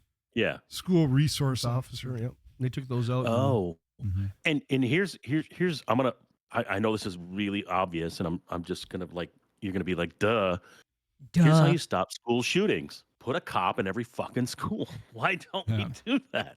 Like, we could afford that. Well, I can tell you. I can tell you why. Like, we put cops in banks and I can tell you why. Politicians and what the hell? I worked in banks off duty too. I can tell you why. We fought all the time. Why don't we? But the city of Minneapolis. That is the solution to school shootings. Not taking away guns, not doing mental stuff. Put a cop at a school all day long, every day. But the thing is, though, is, Patrick, you have to put the right cop in the right school. You have to have a cop that kind of knows the people the kids that are in the school, knows what they're about, can clearly be able to relate to the kids and them to. Well, I'm not even talking about policing the students or the staff. No, but literally park in the parking lot and sit there with an M16 and wait for the guy. Okay, so we actually had. Let me tell you this. Two cops that worked daily, besides the SRO. From lunchtime, we'd work like 11:30 to 3:30, from lunch to end of school. Mm-hmm. Kids got on the buses. The problem you're talking about in Minneapolis, and I hate to bring up politics, but a lot of the teachers in this Minneapolis school district and that are very liberal, and they would literally ask us, they'd walk by and say, "Oh, we're paying you to do nothing." People don't understand we're not paid to do a job specifically. We're not here to enforce school rules and this or that. Mm-hmm. We're here in case something should happen. As a deterrent and as a reaction, right? Like an active shooter within seconds. Let me chime in here because I'm the school teacher and I worked in Minneapolis public schools and I worked with SROs and I know the whole answer to this. And yes, you we are have right. some knowledge Yeah, here. yeah, I love it. Okay. you are right. And let me make a disclaimer: you. not all students or not all the teachers. No. There were a lot of good ones. Yep. I would say 99% of the teachers there were We're great, glad you're there. but they didn't have. It's Well, okay. So here's the there's a couple of things that are happening here.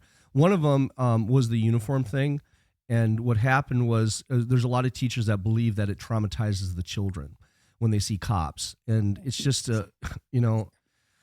I don't even know where to go with that one. There was a couple of reasons, and then the other one was give them football cards and Barbie dolls. yeah, and they started doing the plain That's all you clothes thing, do. and the authority thing, and a lot of children, especially depending on where you're at, they don't like authority. If they don't like authority, and then they try to push things, right? So then when something goes criminal in a school, okay, so you have the disrespect towards teachers and getting told to fuck off that I got all the time.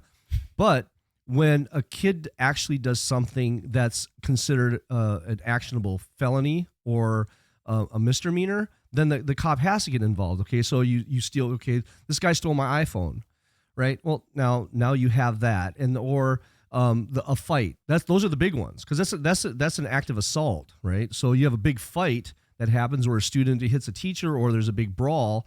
Then the way the teacher or the way a cop responds, and I've had this before, because I was attacked by a kid, and we were in the principal's office, and this kid started coming at me, and of course I would have had to done something. I could have, obviously, but that cop took that student out like I could never have. I would not be. I would have been fired on the spot if I did exactly what it took to take that student down and hold them, because it's not sanctioned training, CPI, which is what we do. Right. But a cop will hem you up, and that's what they're trained to do. Now there's that stigma, and you can't handle a kid. Well, but look at it this way. I mean, what about that kid that was 6'5"? Yep. The teacher took the kid's cell phone away. Mm-hmm. She lost her eyeball, didn't she? Yeah, and she's got a TBI, and she can never work again. And this kid is like almost 300 pounds, and he beat her senseless. Yeah, senseless. And Gene and I have a friend that the same exact thing happened to her. Gene, did she break her arm? What happened? Do you remember? Are you talking about a patient? No, talking about the travel agent that she was doing part-time. Yeah. Did she break an arm, or? She got caught in an entryway. Mm-hmm. And I can't talk about it, actually.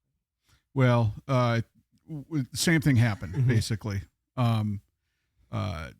She was in a room with this kid that was 6'5", 300 pounds, and there was an altercation, and this is a little lady, and he hurt her horribly. Yep.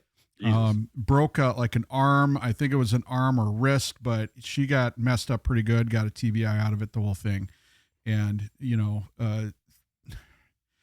what are we doing here is kind of, what the nature of the game here is, and we had a teacher on last week, Matt Vernon, and we talked to him about this too. It's like, why are the kids so angry? They are so angry. Anybody, as a police officer, I'm sure, Dave, you can attest to the same thing. Is I remember, when I talk to kids, they are just don't want anybody in authority telling them what to do, talking to them, anything. Well, there's a demographic of that. So, we have to look at, society as a whole. And when you have people that have, authority issues for whatever reason, and it's not only cops, it's teachers, they don't like, there's students that I remember, until I got in with them and had conversations with them and let them get to know me, it's shut the fuck up talking to me. What are you looking at?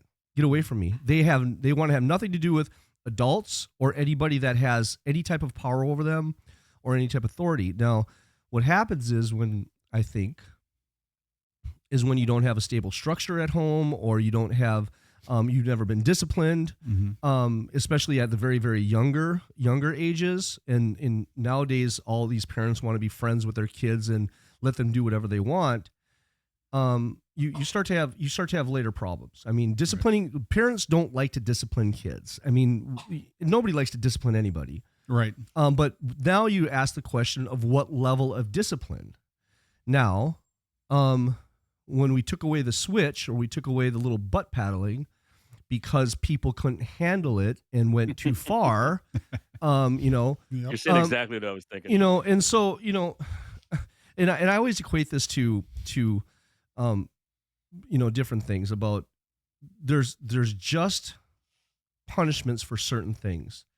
If a kid hits another kid, or you're the sibling, and you pop him in the forehead with a finger, right? And say, don't hit. That pop from your finger would kill him. Okay. Don't, because you're doing an equal response. And Stacy's doing the 1-inch punch. Yeah. You're doing an equal response to, causing pain. Right. Now, if they spill milk and you pop them in the forehead with a finger, that's different. I mean, it's not a commensurate discipline. Right. Parenting's hard, and the right disciplinary actions towards problems aren't being. But the thing is, nowadays, parents aren't disciplining. Not at all. They're protecting. So when the kids get out of school, they're like, "What do you mean I got to work in the mail room? I should have a go to your room, or I'm going to take your phone away." But, so when you were doing SRO, because it's changed now, was the dynamic the same? You could see it starting to change, but there was a lot of kids that actually enjoyed having the cops around. My office door was ones that were getting bullied. No, people liked it. I mean, nowadays people would look at you. It's just like, people would come down and just say hi. Right. That we were actually liked. We went through the periods in time where pre, 9/11. Right. That people hated cops. Then 9/11 happened. Everybody loved cops. We'd go out to lunch, and people would, we're buying your dinner. Thank you for your service. Thank you for that. Then we slid back into the, after George Floyd. This is the same thing with the military. During Vietnam, everybody was spitting on service members when they were coming back, and then fast forward to the Gulf War or whatever, and now veterans are finally getting a little bit of praise from the public. Right. And so, the stigma is that the unfortunate thing is that when we have a kid that's being unruly and has, an emotional behavior disability or whatever, we'll put them in a quiet space, or we'll put them someplace so they're not harming anybody. And we try to process with them. And that's the hard thing, because processing anger when it's happening, you kind of got to get it through. It goes through a cycle, and then they finally calm down. But why did they get there in the first place? And to change that in the future is one of the hardest things that I found ever, because none of the social skills that we use really work. Do you think some of the problem is the kids rely on cell phones too much instead of seeing somebody face to face, or actually calling somebody and talking to them physically? It's like I play Xbox, Call of Duty, and other games all the time. Everyone's a tough guy with a microphone and a virtual reality situation going on. That's a thing. Like, maybe you think you're tough.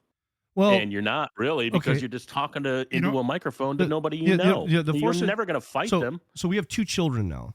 Okay, everybody has 2 children. Who, me? Well, I only got one.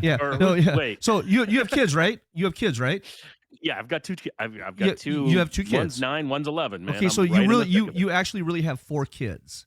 Okay, because each one of your child is 2. The online child and the way they act online, and the one that acts in reality, the one that acts in the real world. Recently had an incident where we took their phones away for like 2 weeks. So I saw a little bit of a difference. This online child is much different. Said we're going to do a hard reset of, you get it 2 hours a day on weekends and 1 hour a day on weekdays, but you can't go longer than 30 minutes. Okay, so it's 30 minutes. 30 off. Here's 30 the minutes, next. Yeah, and but you're here's done. the next line problem. Okay, there's the next line problem that parents aren't going into, and this is the problem: is even if it's 1 hour, even if it's 1 hour, what are they doing in that 1 hour?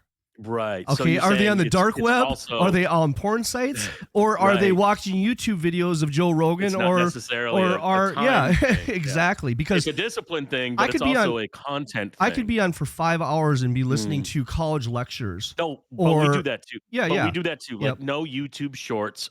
If they're at my apartment, so I have a divorce and almost a 50-50 thing going on. But when they're here, I tell my youngest, it's got to be a video. It's got to be gaming, appropriate gaming, or a show, or a legit, video broadcast. It can't be YouTube shorts and you know how you go down that rabbit hole. A DIY. You're learning to do something. Learn a skill. Right.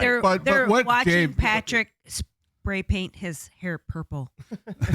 But Dave, what do you do with your kids along this line? I know what Patrick does, but what do you do with your kids? Well, my daughter's 30 now, but do you have grandkids? No grandkids. Definitely no grandkids. limit her YouTube time. What did you do with your kids at the advent of technology? Well, that was the big argument between me and my ex, my daughter's mom, that she thought, a 10-year-old, when iPhones first came out, my daughter had an iPhone before I had one. Are you kidding? And that was her way of, give everything. And I noticed that was kind of the downfall of my daughter's and I's relationship for a while. That was the contact. It was a text. She didn't want to come to my house anymore because it was too far out of the way. And it was sad. Now, when she was 10, was she social media involved? I know that Facebook was probably starting to get into a stride right then, because it used to be MySpace and then it became Facebook. And she had all those things before I did. I never got into that stuff at my house. It was always at her mom's house. And I guess I became the boring parent that always had rules and structures. I always remember myself as a kid.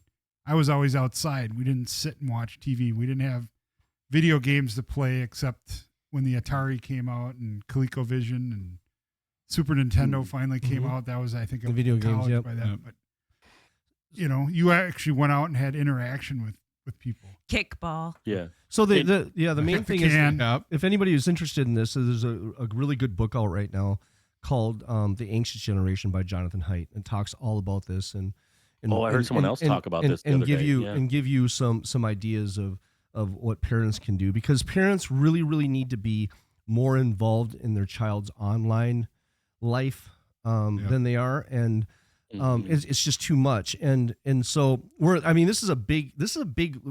from the generation of not having anything to all of this, all information, anytime you want right now. We can see the change. Yeah. These kids, they don't know what it's like not to have a smartphone. Mm-hmm. So going back to the anxiety thing. So what they say, what Jordan Peterson talks about when he talks about neuroticism, if you're a higher trait neuroticism, depending, for every unit of negative input or stimulus will yield more units of negative emotion. So say something bothers somebody, it would bother somebody that has higher trait neuroticism double the amount that a normal person would. And what that does, so for instance, say you have a hard time making decisions, and you go to a grocery store to buy shampoo, and you see 100 different brands, and you have all these choices. So this causes people problems sometimes, right? Having too many choices on things.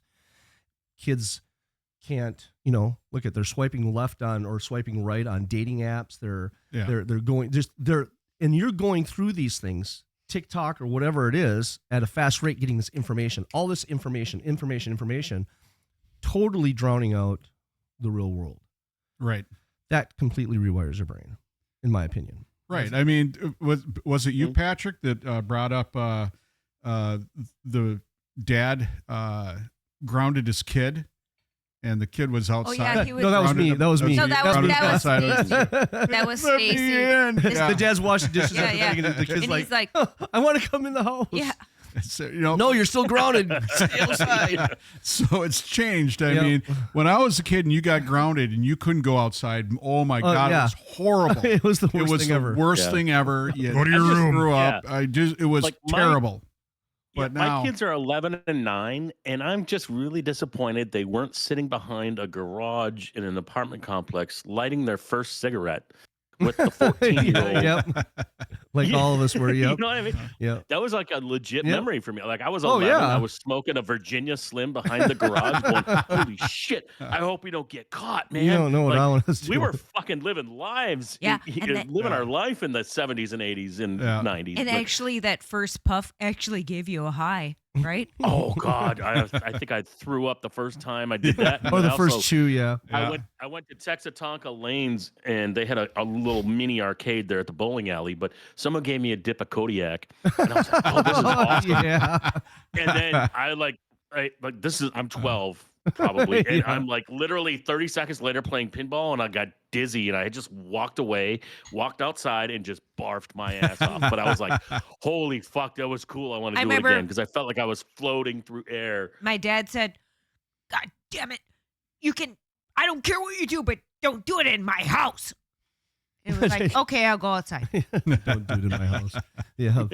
But Jean did that to her dad. I remember Jean telling me the time where her dad kind of snuck out into the garage and he's pouring a little Bacardi in his Coke can. And what did you do? Well, I snuck up on him. And I saw the light. It was dark outside, but I saw the light underneath the door. It was lit up, so I knew he was in the garage. And I swung the door open, and I go, hey, what are you doing in here? And he goes, God damn it. And he spilled it because he was trying to pour the booze in his Coke can. He got pissed at me. Nice. Hey, Dave, I got to ask you, like, I got two questions for you, and they're more lighter side of being a police officer. One is, I used to go to a lot of Viking games, Twins games, all of that shit. And you always see uniformed cops, at a Twins game, in the fucking dugout, or at the Vikings game, on the sideline. Like, did you ever get to do any cool shit like that? And then the second question is, did you ever go to the 1029 bar, and do you even know what that is? It is your bra on the ceiling. Oh my God. No, my panties are on the ceiling. There's panties. Yeah. Gross. No skid Some marks. of them are soiled. Yes, Yeah. that's okay, though. There's some big ones in I mean, there. she had a good time. No, so if anyone watching doesn't know, 1029 is on 1029 Marshall. It's in Northeast Minneapolis, and actually, my dad used to go there. He's actually got they put a little bronze placard where he used to sit all the time. But yeah, I think he kept the lights on in that place for a while. But he sold pull tabs there too, and yeah. And it was called Laura's. Laura's. It was Laura's 1029 before. My Laura's 1029, right. My mom grew up in a house right across the street. It used to be the Polish Palace. Yeah. But now it's like the sample room or some swag. Oh shit. Fuck that. Yeah, no, I went to the Polish Palace when it was still open. Yeah. Yes. My grandma lived right across the street. You've been to the 1029 then, huh? Yes, I've been to the 1029. So we'll answer that question. Yes, many a times. A lot of times not remembering how I got home or why I was there. I bought a condo across the street from the place. That's how much I liked it. Well, I remember my first time at the 1029 as a cop, and a bunch of the Minneapolis guys brought me there, and I remember ordering a Captain and Coke, and I'm like watching them pour the Captain, a little splash of Coke on top. I'm like, oh crap. Kind of like the gay 90s pours. Oh, it was bad.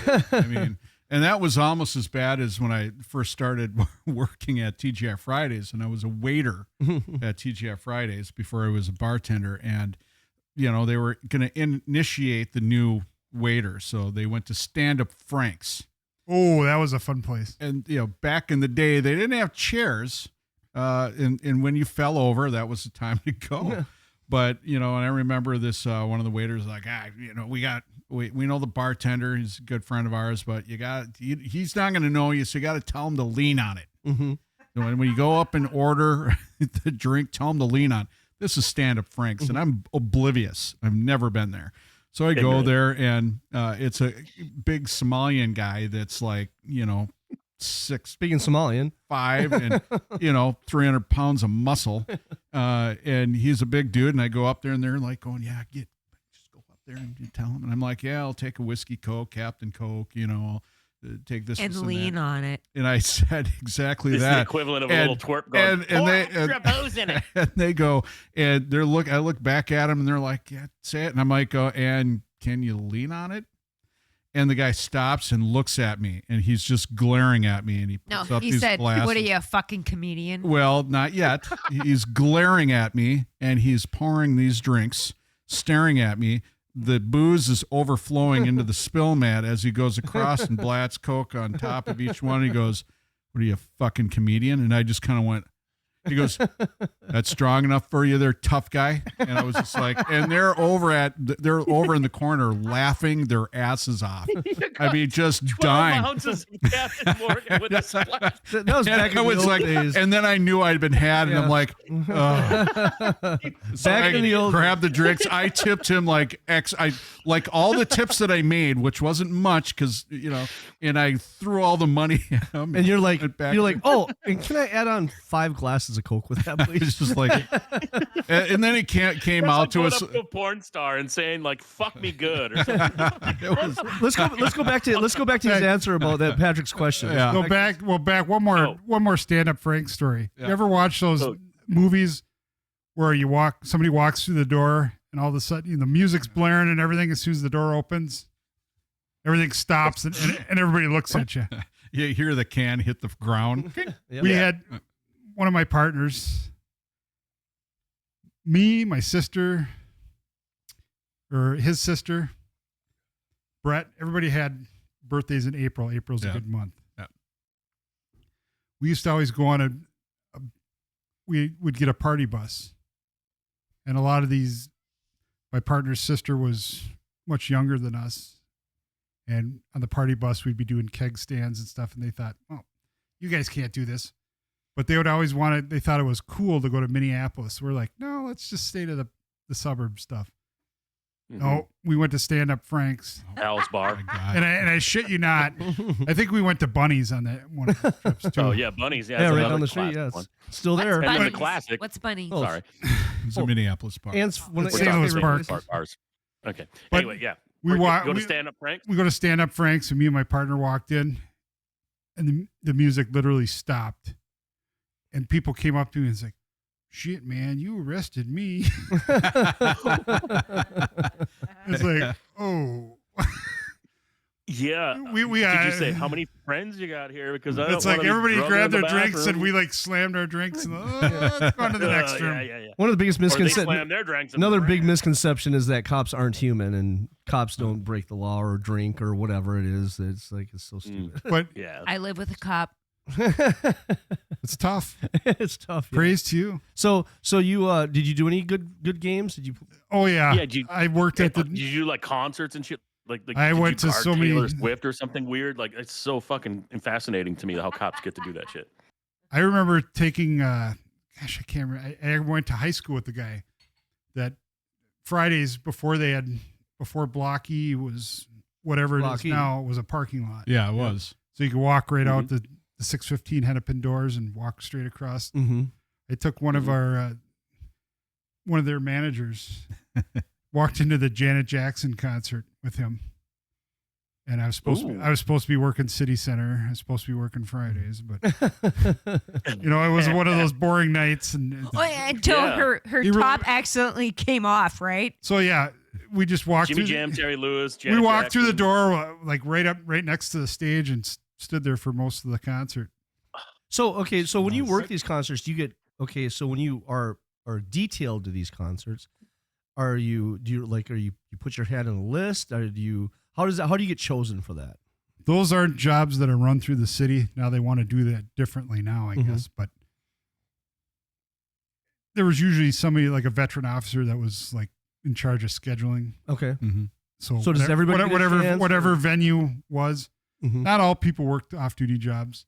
Can you request those, or it's like, oh, I want to go to Led Zeppelin, or I want to work this, or well, most of the time we could badge our way in back in the day. Oh, okay, so it really wasn't a problem. Oh, okay, you just walk in and.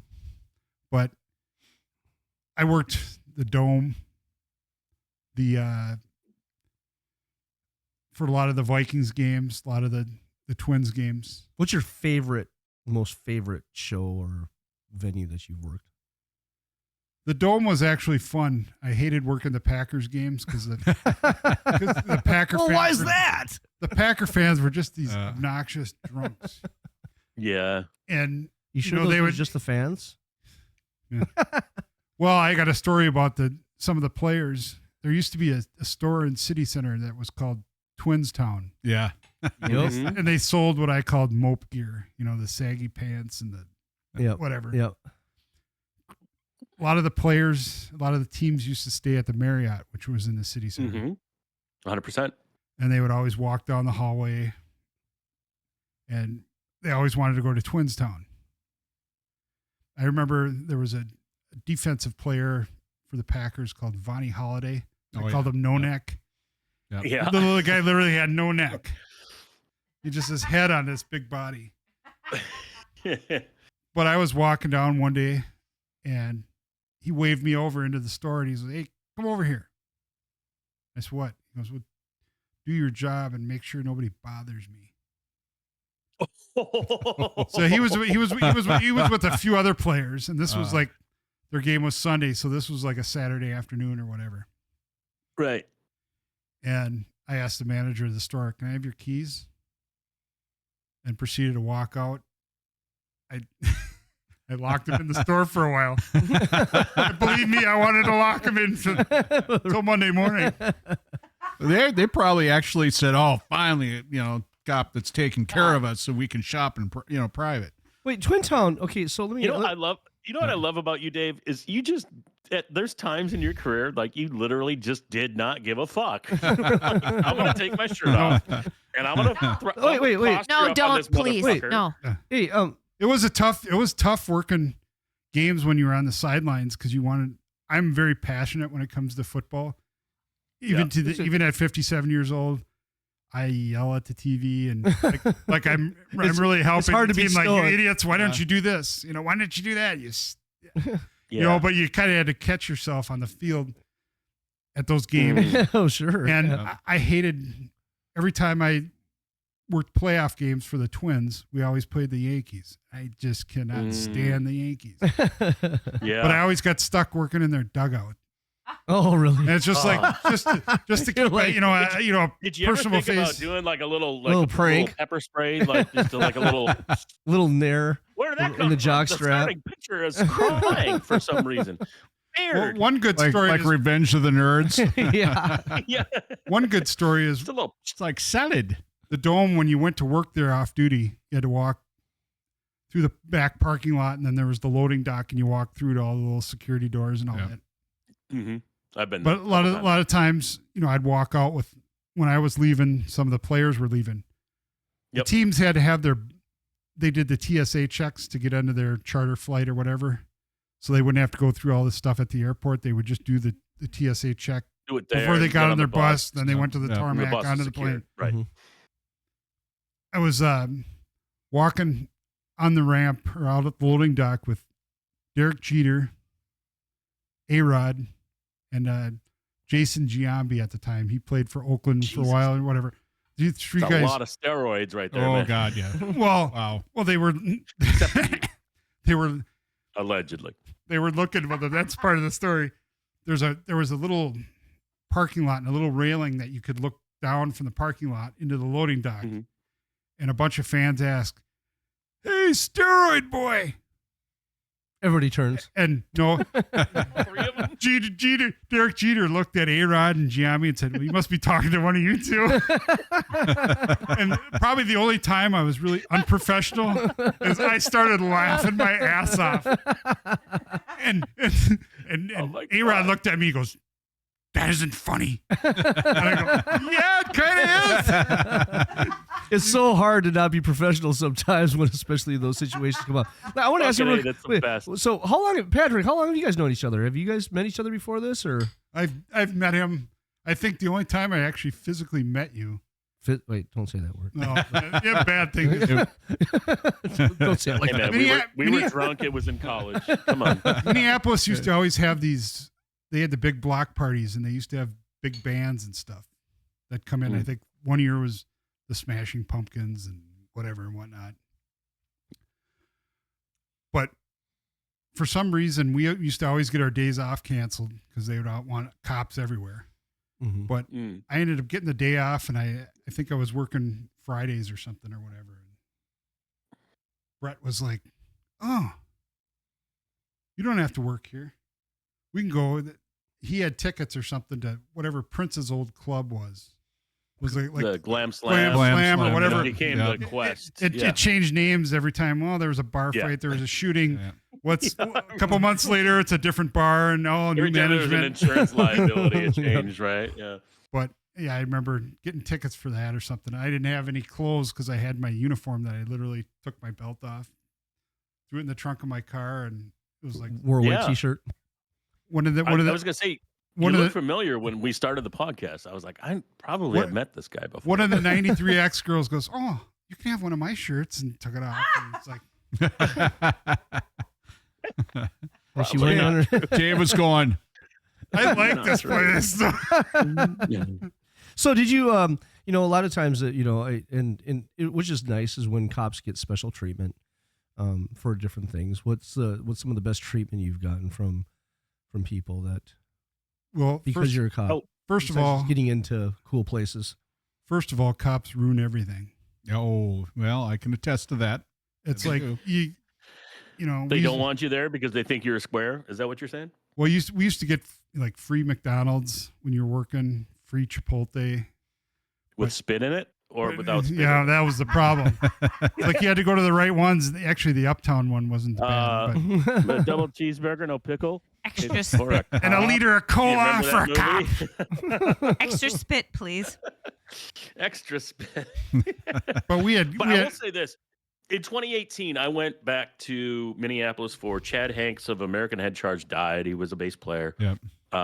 And we went out to lunch, Brett and I, like Monday. It was the night after the show.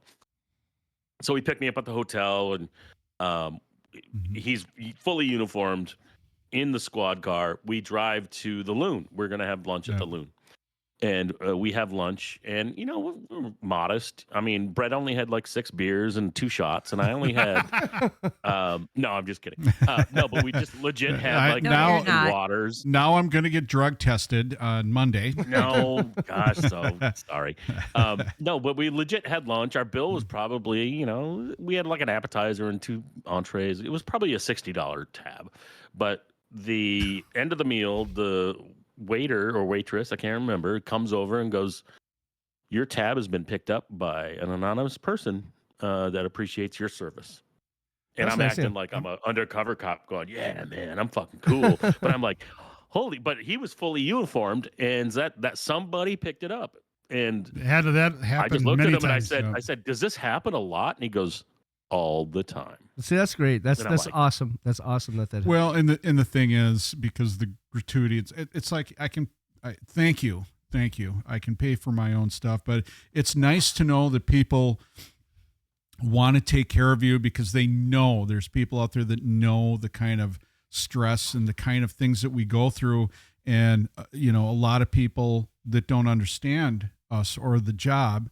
And think it's something else because they're told it's something else. So they believe that media station, that news station that says this, and it's nice to have people patting you on the back. And it's being an inner city cop doesn't happen a lot, but when I worked at like the Twins games, man, everybody patting you on the back. It was like, God, is That's a nice feeling. It's a great feeling. Yeah, but there's another man flaw in there though, is that we hate people paying for our stuff. Yeah, that is. Well, then you just give it back to the you give it back to the server. You feel guilty, and that's how I would pay it forward. Yeah. Somebody paid for me, I'm going to pay it forward, absolutely. and it's okay. It was taken care of. $60 tab. All right, here's $30. Yeah, $40. Yeah, whatever. It's just like going. I mean, back in the day, going to TGI Fridays downtown. Yeah. My bill when I got it, it would never be what I like $3. Yeah, I'd be like water. Whatever, But but then you still tip like 15 or whatever. But see, what the bill would. I still have friends that I can't buy drinks for because they hate it. They hate me buying them drinks. It's like, come on, dude, let me buy a drink. They're like, no, I can pay for my own. And it's like, a 93X DJ. I used to go out and get a couple of those little fucking, But, well, and it's weird because when you're young and you don't have any money and somebody buys you something, you're like, oh, this is great. Yes. Man. It's the best. But when you get older and you're making money and you're doing well and somebody buys you a drink, it's like, wait. What? Oh, then you feel obligated to want to buy them. Then you buy them one. And it's like, and it goes back and forth. Like, I just always go slash their tires because I think they're soft. There was a day I got off work at TGI Fridays in Roseville. And sitting at the bar, and Jean's with me, and Jean's sitting at the bar, and this guy sits down next to her, and he's kind of looking at her. She's looking at him, and she goes, hey. He goes, yeah? He goes, you goat boy? He goes, I am. Remember Goat Boy from Saturday Night Live? No. Oh, yeah. You don't remember that skit? Yeah. It's one of the greatest skits. I don't watch that. Yeah. Never watched that. So he's a comedian that's was on Saturday Night Live, and it's great because it's not much to imagine. He's got like eyes that make him look like he's stoned all the time, and he does stand-up comedy, and his last name's Miller. Is that it? Patrick, can you I can't remember Google that? I can't remember. But I can't remember that. Yeah. So he's there, and we look. So we send him a shot. I have a shot on us, and he's like, hey, thank you. Just a shot. Thank you. Yeah, Jim Brewer. I think Jim Brewer. That's it. Bill Yeah. Brewer, whatever. Yeah. So Jim Brewer, he's like, sends us everybody a shot. There's like 4 of us. Sends us a shot, and we do a shot.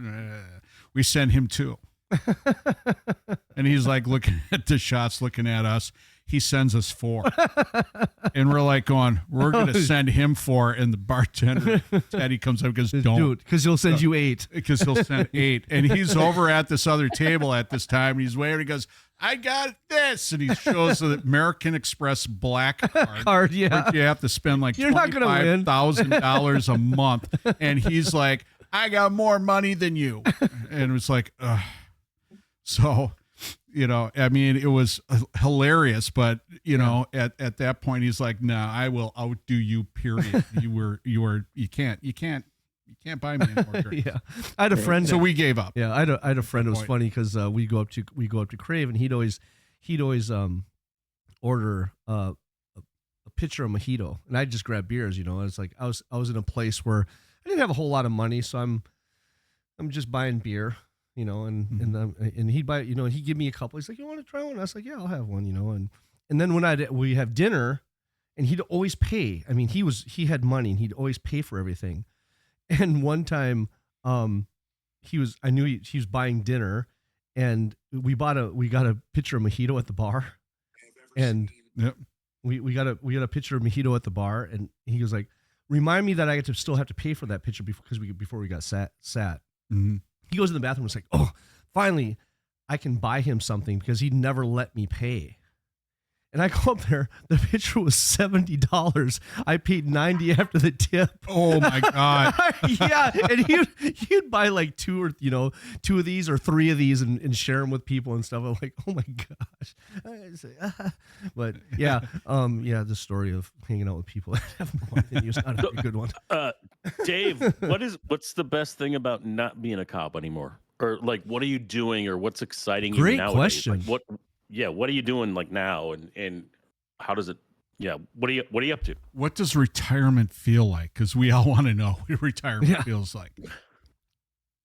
I can smoke weed and nobody gives a shit. There you go. And you can hang out with really good friends. That's right. No, it's just nice waking up in the morning and saying, well, what do I got to do today? Nothing. So the Twins are in town, though. Do you have any Maybe I want to go to a Twins game. Do you have any hobbies? I'm free to go wherever I want to go. Yeah. Do you have any hobbies? Where are you going to eat?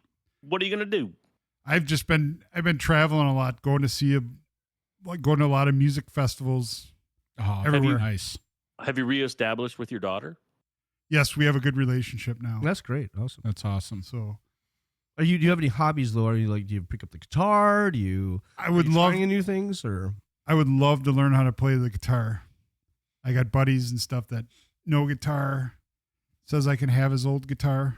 Get one. Get that one. old guitar from him. We'll get you through it. So Get that old guitar. Get it. Yeah. Yeah. But you said music festivals, though. Have you been to an Aftershock in Sacramento yet? I haven't been to California since I was like 15. Oh shit! So yeah, every year in October they've got a huge metal. It is the metal fest weekend. Do you have a spare room, the Patrick? year. Patrick, do you have a spare room? I do have a spare room. That's what I a was spare gonna couch, say. a spare couch, or a spare floor that you can. Well, Well, I got to you're- spare everything, man. You're Like, going to I'm need just to gonna have say, a spare for me and Stacy and Gene and Hell yeah! And here's the other cool thing. I'm really excited about this. So the Oakland A's are out of Oakland. Mhm. They're playing in Sacramento right now because they're waiting for Vegas to. Are they playing build in them like stadium. a little college stadium or something or what? Yeah, like it's a minor league. It's the minor league stadium of the San Francisco Giants, which is hilarious. And then at night, so like a lot of the Giants minor league games occur in the daytime when it's fucking 100 degrees, suckers. And then at night, it becomes an MLB stadium for the Oakland A's, or then they just call them A's because they don't want the Sacramento A's to stick, and I get that. But the Twins are going to be here June 2, 3, 4, and 5. Yeah, And I saw that. I got tickets like June 2 and 3. I might bring my daughter on 4. But the tickets were really expensive when the season opened because it's basically 16,000 people, right? So the tickets are going to be $100 each, and they were $120. But as the season is gone and as the heat ramps up in Sacramento, like this is the town like from June to September is 100 degrees every day. It sucks. But I've seen the ticket prices plummet, actually. So I'm just waiting for next week, and then I'm going to buy some tickets. I'm going to go on June 2 and 3 for sure. Maybe bring my daughter on the 4th, and then maybe even go again on the 5th. But I'm saying, if you guys want to come out for a Twins game where you're going to be like front and center, like it's so fucking amazing when you're that close to MLB players. It's yeah. The tickets that you can get for $100 actually here would probably be $300 or $400 in Wow. Minnesota. Wow. Well, Plus the A's suck and nobody like, and that's what everyone's like pissy about. They're like, oh, they're playing in a minor league ballpark and they're selling 13 to 15,000, and they thought it would be more like 18 because they can hold 18 because they did some expansion. But the last 2 seasons in Oakland have averaged like 3,500 people a game. There was nobody. There was nobody. That's There. nothing. Nobody there. The place is garbage. I went to a lot of Oakland A's games in Oakland just because I wanted to say I did, and it's not that bad as a viewer, but as a player, you're like, oh my god, that place was a it's dump. literally wasn't it? crumbling. Yeah. It's a dump. So you're Yes. enjoying the high life right now of being retired. Well, you've for been the past, retired since 2018. So that's 7 years you've been retired, and things are good. Oh yeah, I just Oh yeah. Do you- So do you- that was my question. I was going to ask, did you retire before the Floyd thing, or are you one of those? He is Yeah, a one- lucky literally, guy. literally, I retired one day. I went into work. I looked in the mirror before I went into work. Yeah. What was your decision? Yeah. I let's finished hear about up. that. I finished up on the north side.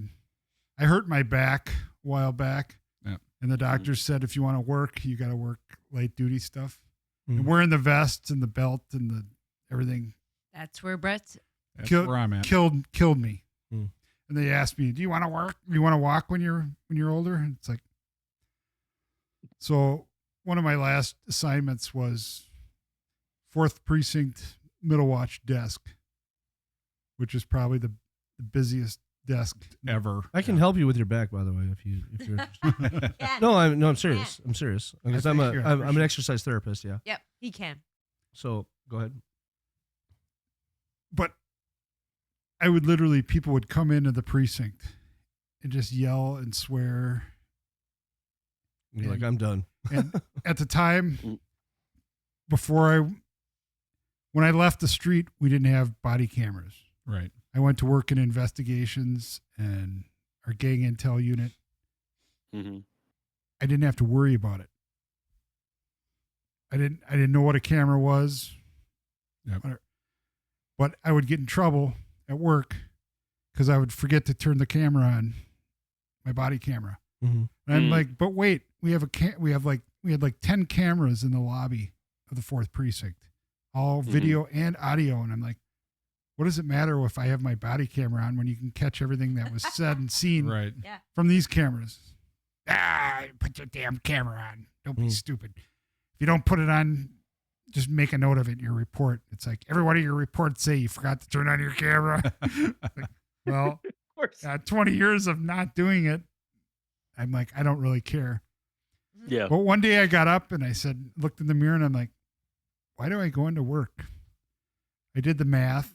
And I'm like, it literally cost, I'm making now like $200 less a month Than what I would staying at work when we retired. And you're happy. Without all the stress. yeah. And I worked bullshit of getting written up for not turning on your camera.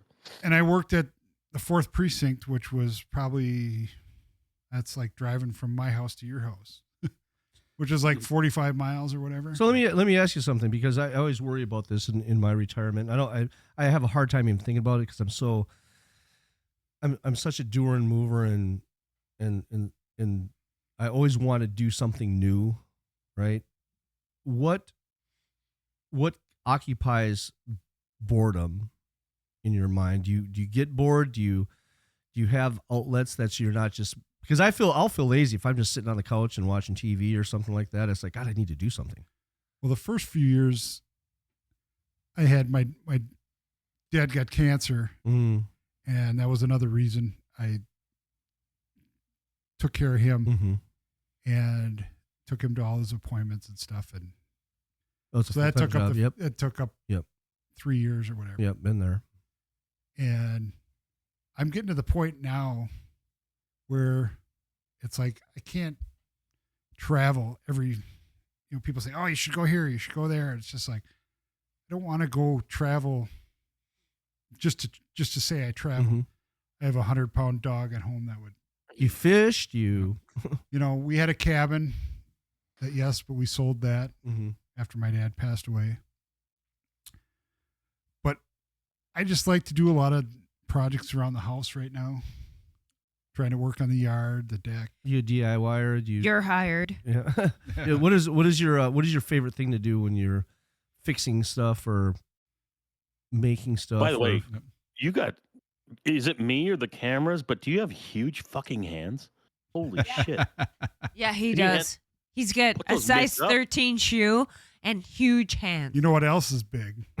So your feet, your toes. Oh, yeah. No, I was gonna say dude, so I have a 13 shoe, but like my hands are okay too. But you reminded me, I met Jim Marshall several times. First time I met him, holy shit, that guy's got baseball glove mitts for hands. And Jim Marshall's number 70 purple people eater guy. I'm small. Like, oh my God, yeah, I want to see that contrast. Let's see that. Hold a hand up. Yeah, go ahead, Gene. Holy shit. Yeah, go ahead, Gene. Put your hand up there. Yeah, Gene, put Gene's hands up. And he's got to talk though. Yeah, okay. Go ahead, talk. They're not that big. Yeah, they are. Talk some more. He's got to talk, or I got to talk, or we all got to talk because I can't. Well, see if we all on talk here. Yeah. If we all talk, we can see the. So you should be a professional arm wrestler. That's what you go into. Jesus Christ. No, I'm actually really getting. Yeah. I'm kind of getting bored because, you can only go to so many concerts. Okay, so festivals. Pick a hobby. How do you type on an iPhone like that? Jesus Christ. I got the broad fingers. It's like Yeah, misspell, auto spell. Or, well, we'll do it this way. Okay, put your hand up over here. The girl's like, I just wanted you to finger me, not stick a whole fist in there. And you're like, it's just one finger, baby. Now you can see this is my hand. I mean, it dwarfs my hand. I mean, it's just insane. So I can see what. How did you actually grab your gun? I mean, was the barrel about that far out of your? The finger goes almost down the. You're better off just doing the finger gun. I'm gonna. So what would be your next hobby? What do you want to do? The older, the drunker we get, the more insane it gets. What would you want to do? Speak for yourself. You know, kind of a dumb thing, but I do have a Doberman. Mm-hmm. I was afraid of Dobermans all my life. When I was 18 years old, I got chased down the street in North Minneapolis. Okay. By 2 Dobermans, ended up in the ER. Oh wow! Really? So my whole entire life, whole career, Mm-hmm. every time I went to a call, somebody had a Doberman. I was like, terrified. Can you put that dog, lock it in a room? Just Dobermans? No, just Dobermans. Mm-hmm. You can get a Rottweiler or a Shepherd or whatever growling at me. No big deal. Doberman wagging its little nub. I'd run the other way, and I would tell people, it's like, if that dog comes at me 2 inches, I said, I'm going to put a bullet in its head. Mm-hmm. Oh, you cruel cop. Mm-hmm. I said, no, I love dogs. I said, they're smarter than some people I know. You would have loved to bug. So you went through you went through a traumatic thing, but you bought a Doberman, is that? But after I retired, I knew I couldn't put the time into it when I was working 60, 70, 80 hours a week. Mm-hmm. But when I retired, my dad actually, before he passed away, was giving away money because he didn't want us to have to give to the state. So he's like, here's $5,000 here, here's $5,000 there. Buy something. Don't pay bills, buy something. Do something fun. So I figured, why not raise a Doberman from a puppy? Nice. Good for you. you. It's a good idea. And now he's great idea. Now he's 5 years old. You ever thought about being like maybe a dog trainer or something, or just I worked at a kennel for. I still do everywhere. What's his name? His name is Ghost. Ah, yeah. We used to have and he's probably like, where the hell's Dad? We used to have a min pin and named Buddy, and Buddy was the coolest little dog. I mean, he was. He thought he was the big version. No, he was a mini Doberman. He was a miniature pincher. When we had a Super Bowl party in like 2002. Remember Carolina Patriots? Okay, I remember. Remember that little miniature pincher that thought he was the big version? Yeah, he was awesome. He was awesome. Those little min pins got the attitude. Oh man, I mean, he was like chihuahuas. Well, he was a mama's boy, and he protected mama. So you ever thought about getting into another career or doing another job that you could learn to, like a side business or anything like that? Or Good question. I do have a couple side hustles that I kind of do right now. Which are? We don't want to know about that one, but the other one? No, there's one that's probably... no, I'm not on Pornhub. With the big hands. Yeah, with the big hands. Down to Portland Avenue, down by the big river, hands and the big feet. No, I one's a vacation club. Okay. It's called Viago. Okay. If anybody wants to know about it afterwards, I'll be happy to share stuff with it. Okay. And if somebody wants to find out more about Viago, how would they get a hold of you? Well, they can call me. And how would they call you? Call Brett. Can I give my phone number? They would just go outside. That's up to you. That's on you. I would do that. I would have listeners. How many people listen? Yeah. So well, the number of people that listen to it. If there's more listeners, then they can email Brett. We have like 100,000 viewers right now. Yeah. I dare somebody to call me. They could.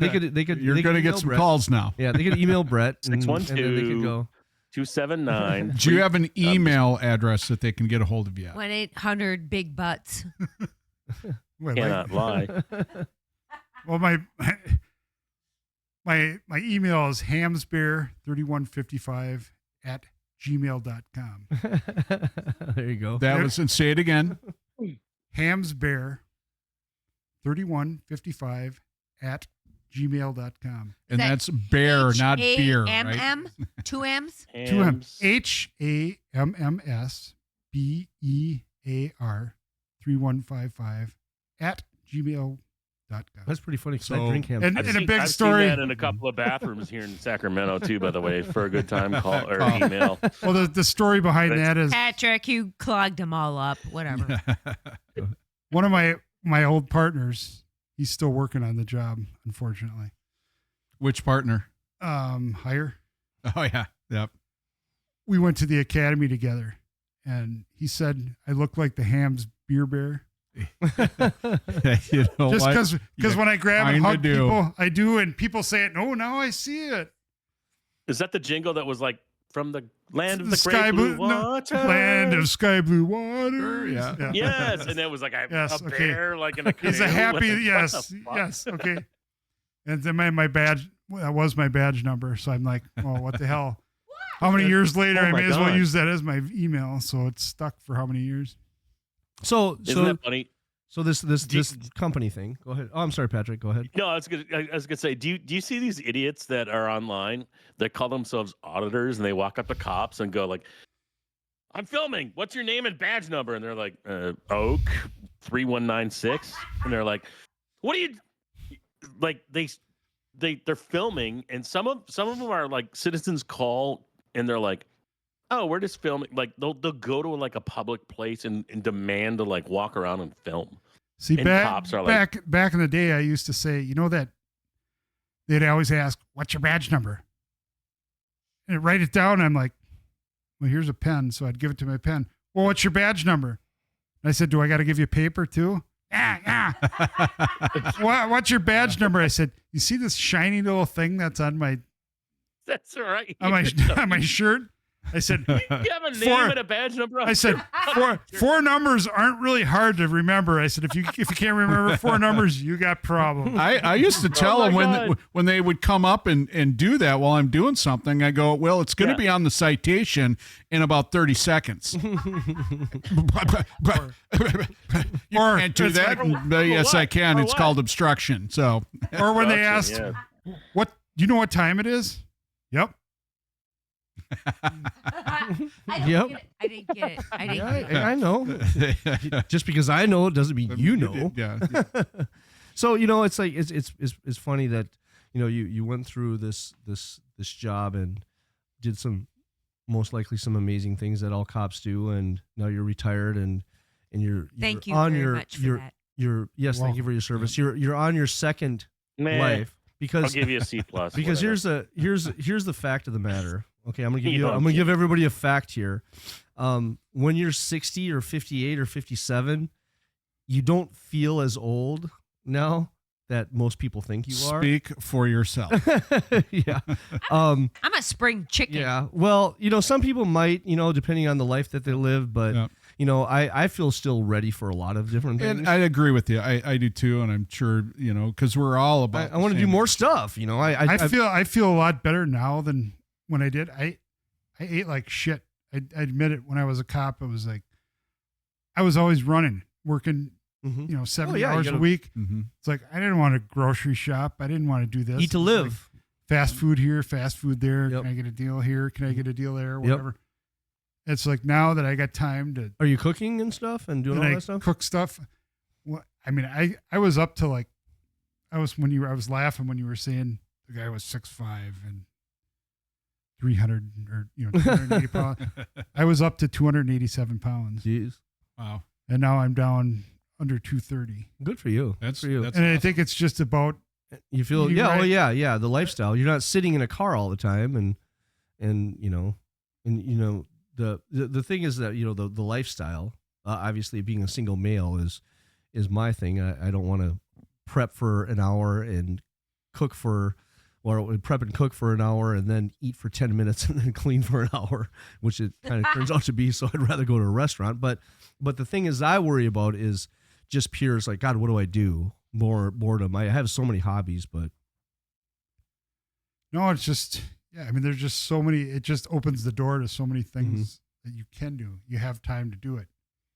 So the bottom line is So glad to have you here. happy that where you're at in this time of your life. I'm very happy. good. So That- glad to have you here. Yeah, you look good. Thank And, you so yeah. much. And we're happy to have you here. Yep. Um, So I wanted to do a shout out real quick before we end the show here.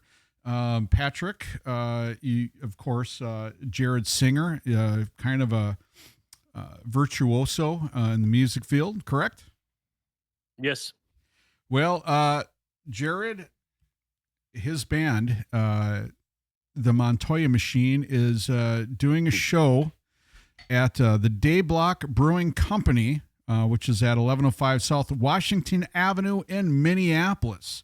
This Friday, June 6th. Yes. Yeah. Doors open at 6. It's $10 in advance, 15-day of the show, 21 plus.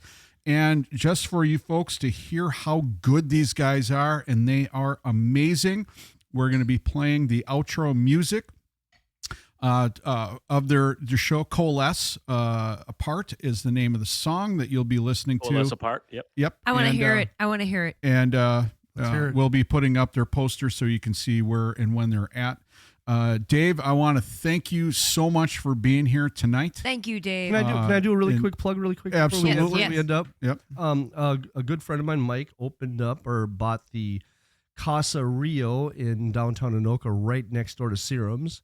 And he Saturday night, May 24th, he has Wally and Dan from My Famous Friends. Okay. Playing there 9 p.m. to midnight. So if you guys are in the Anoka area and want to do that, I just kind of want to follow up with Patrick. Can I do a plug too? Yes, Patrick. Yes. Patrick. In the next week, if you see a police officer at a Chipotle, buy his fucking meal for him or something. Oh, thank you. Perfect. Well, and we like to do plugs here. Patrick used to do Loud and Local for 93X. So here we want to be able to plug some of the local bands that are in Minneapolis, to give them a shot. So if you're a local band and you want us to give you a little bit of a plug, get a hold of me at info@thebarwithpodcast.com and send us your link and we'll go from there. So thank you everybody for showing up and watching. Thanks again, Dave, Stacy, Patrick, Gene. It's great to be here. We'll see you next week. Thank you. Love you.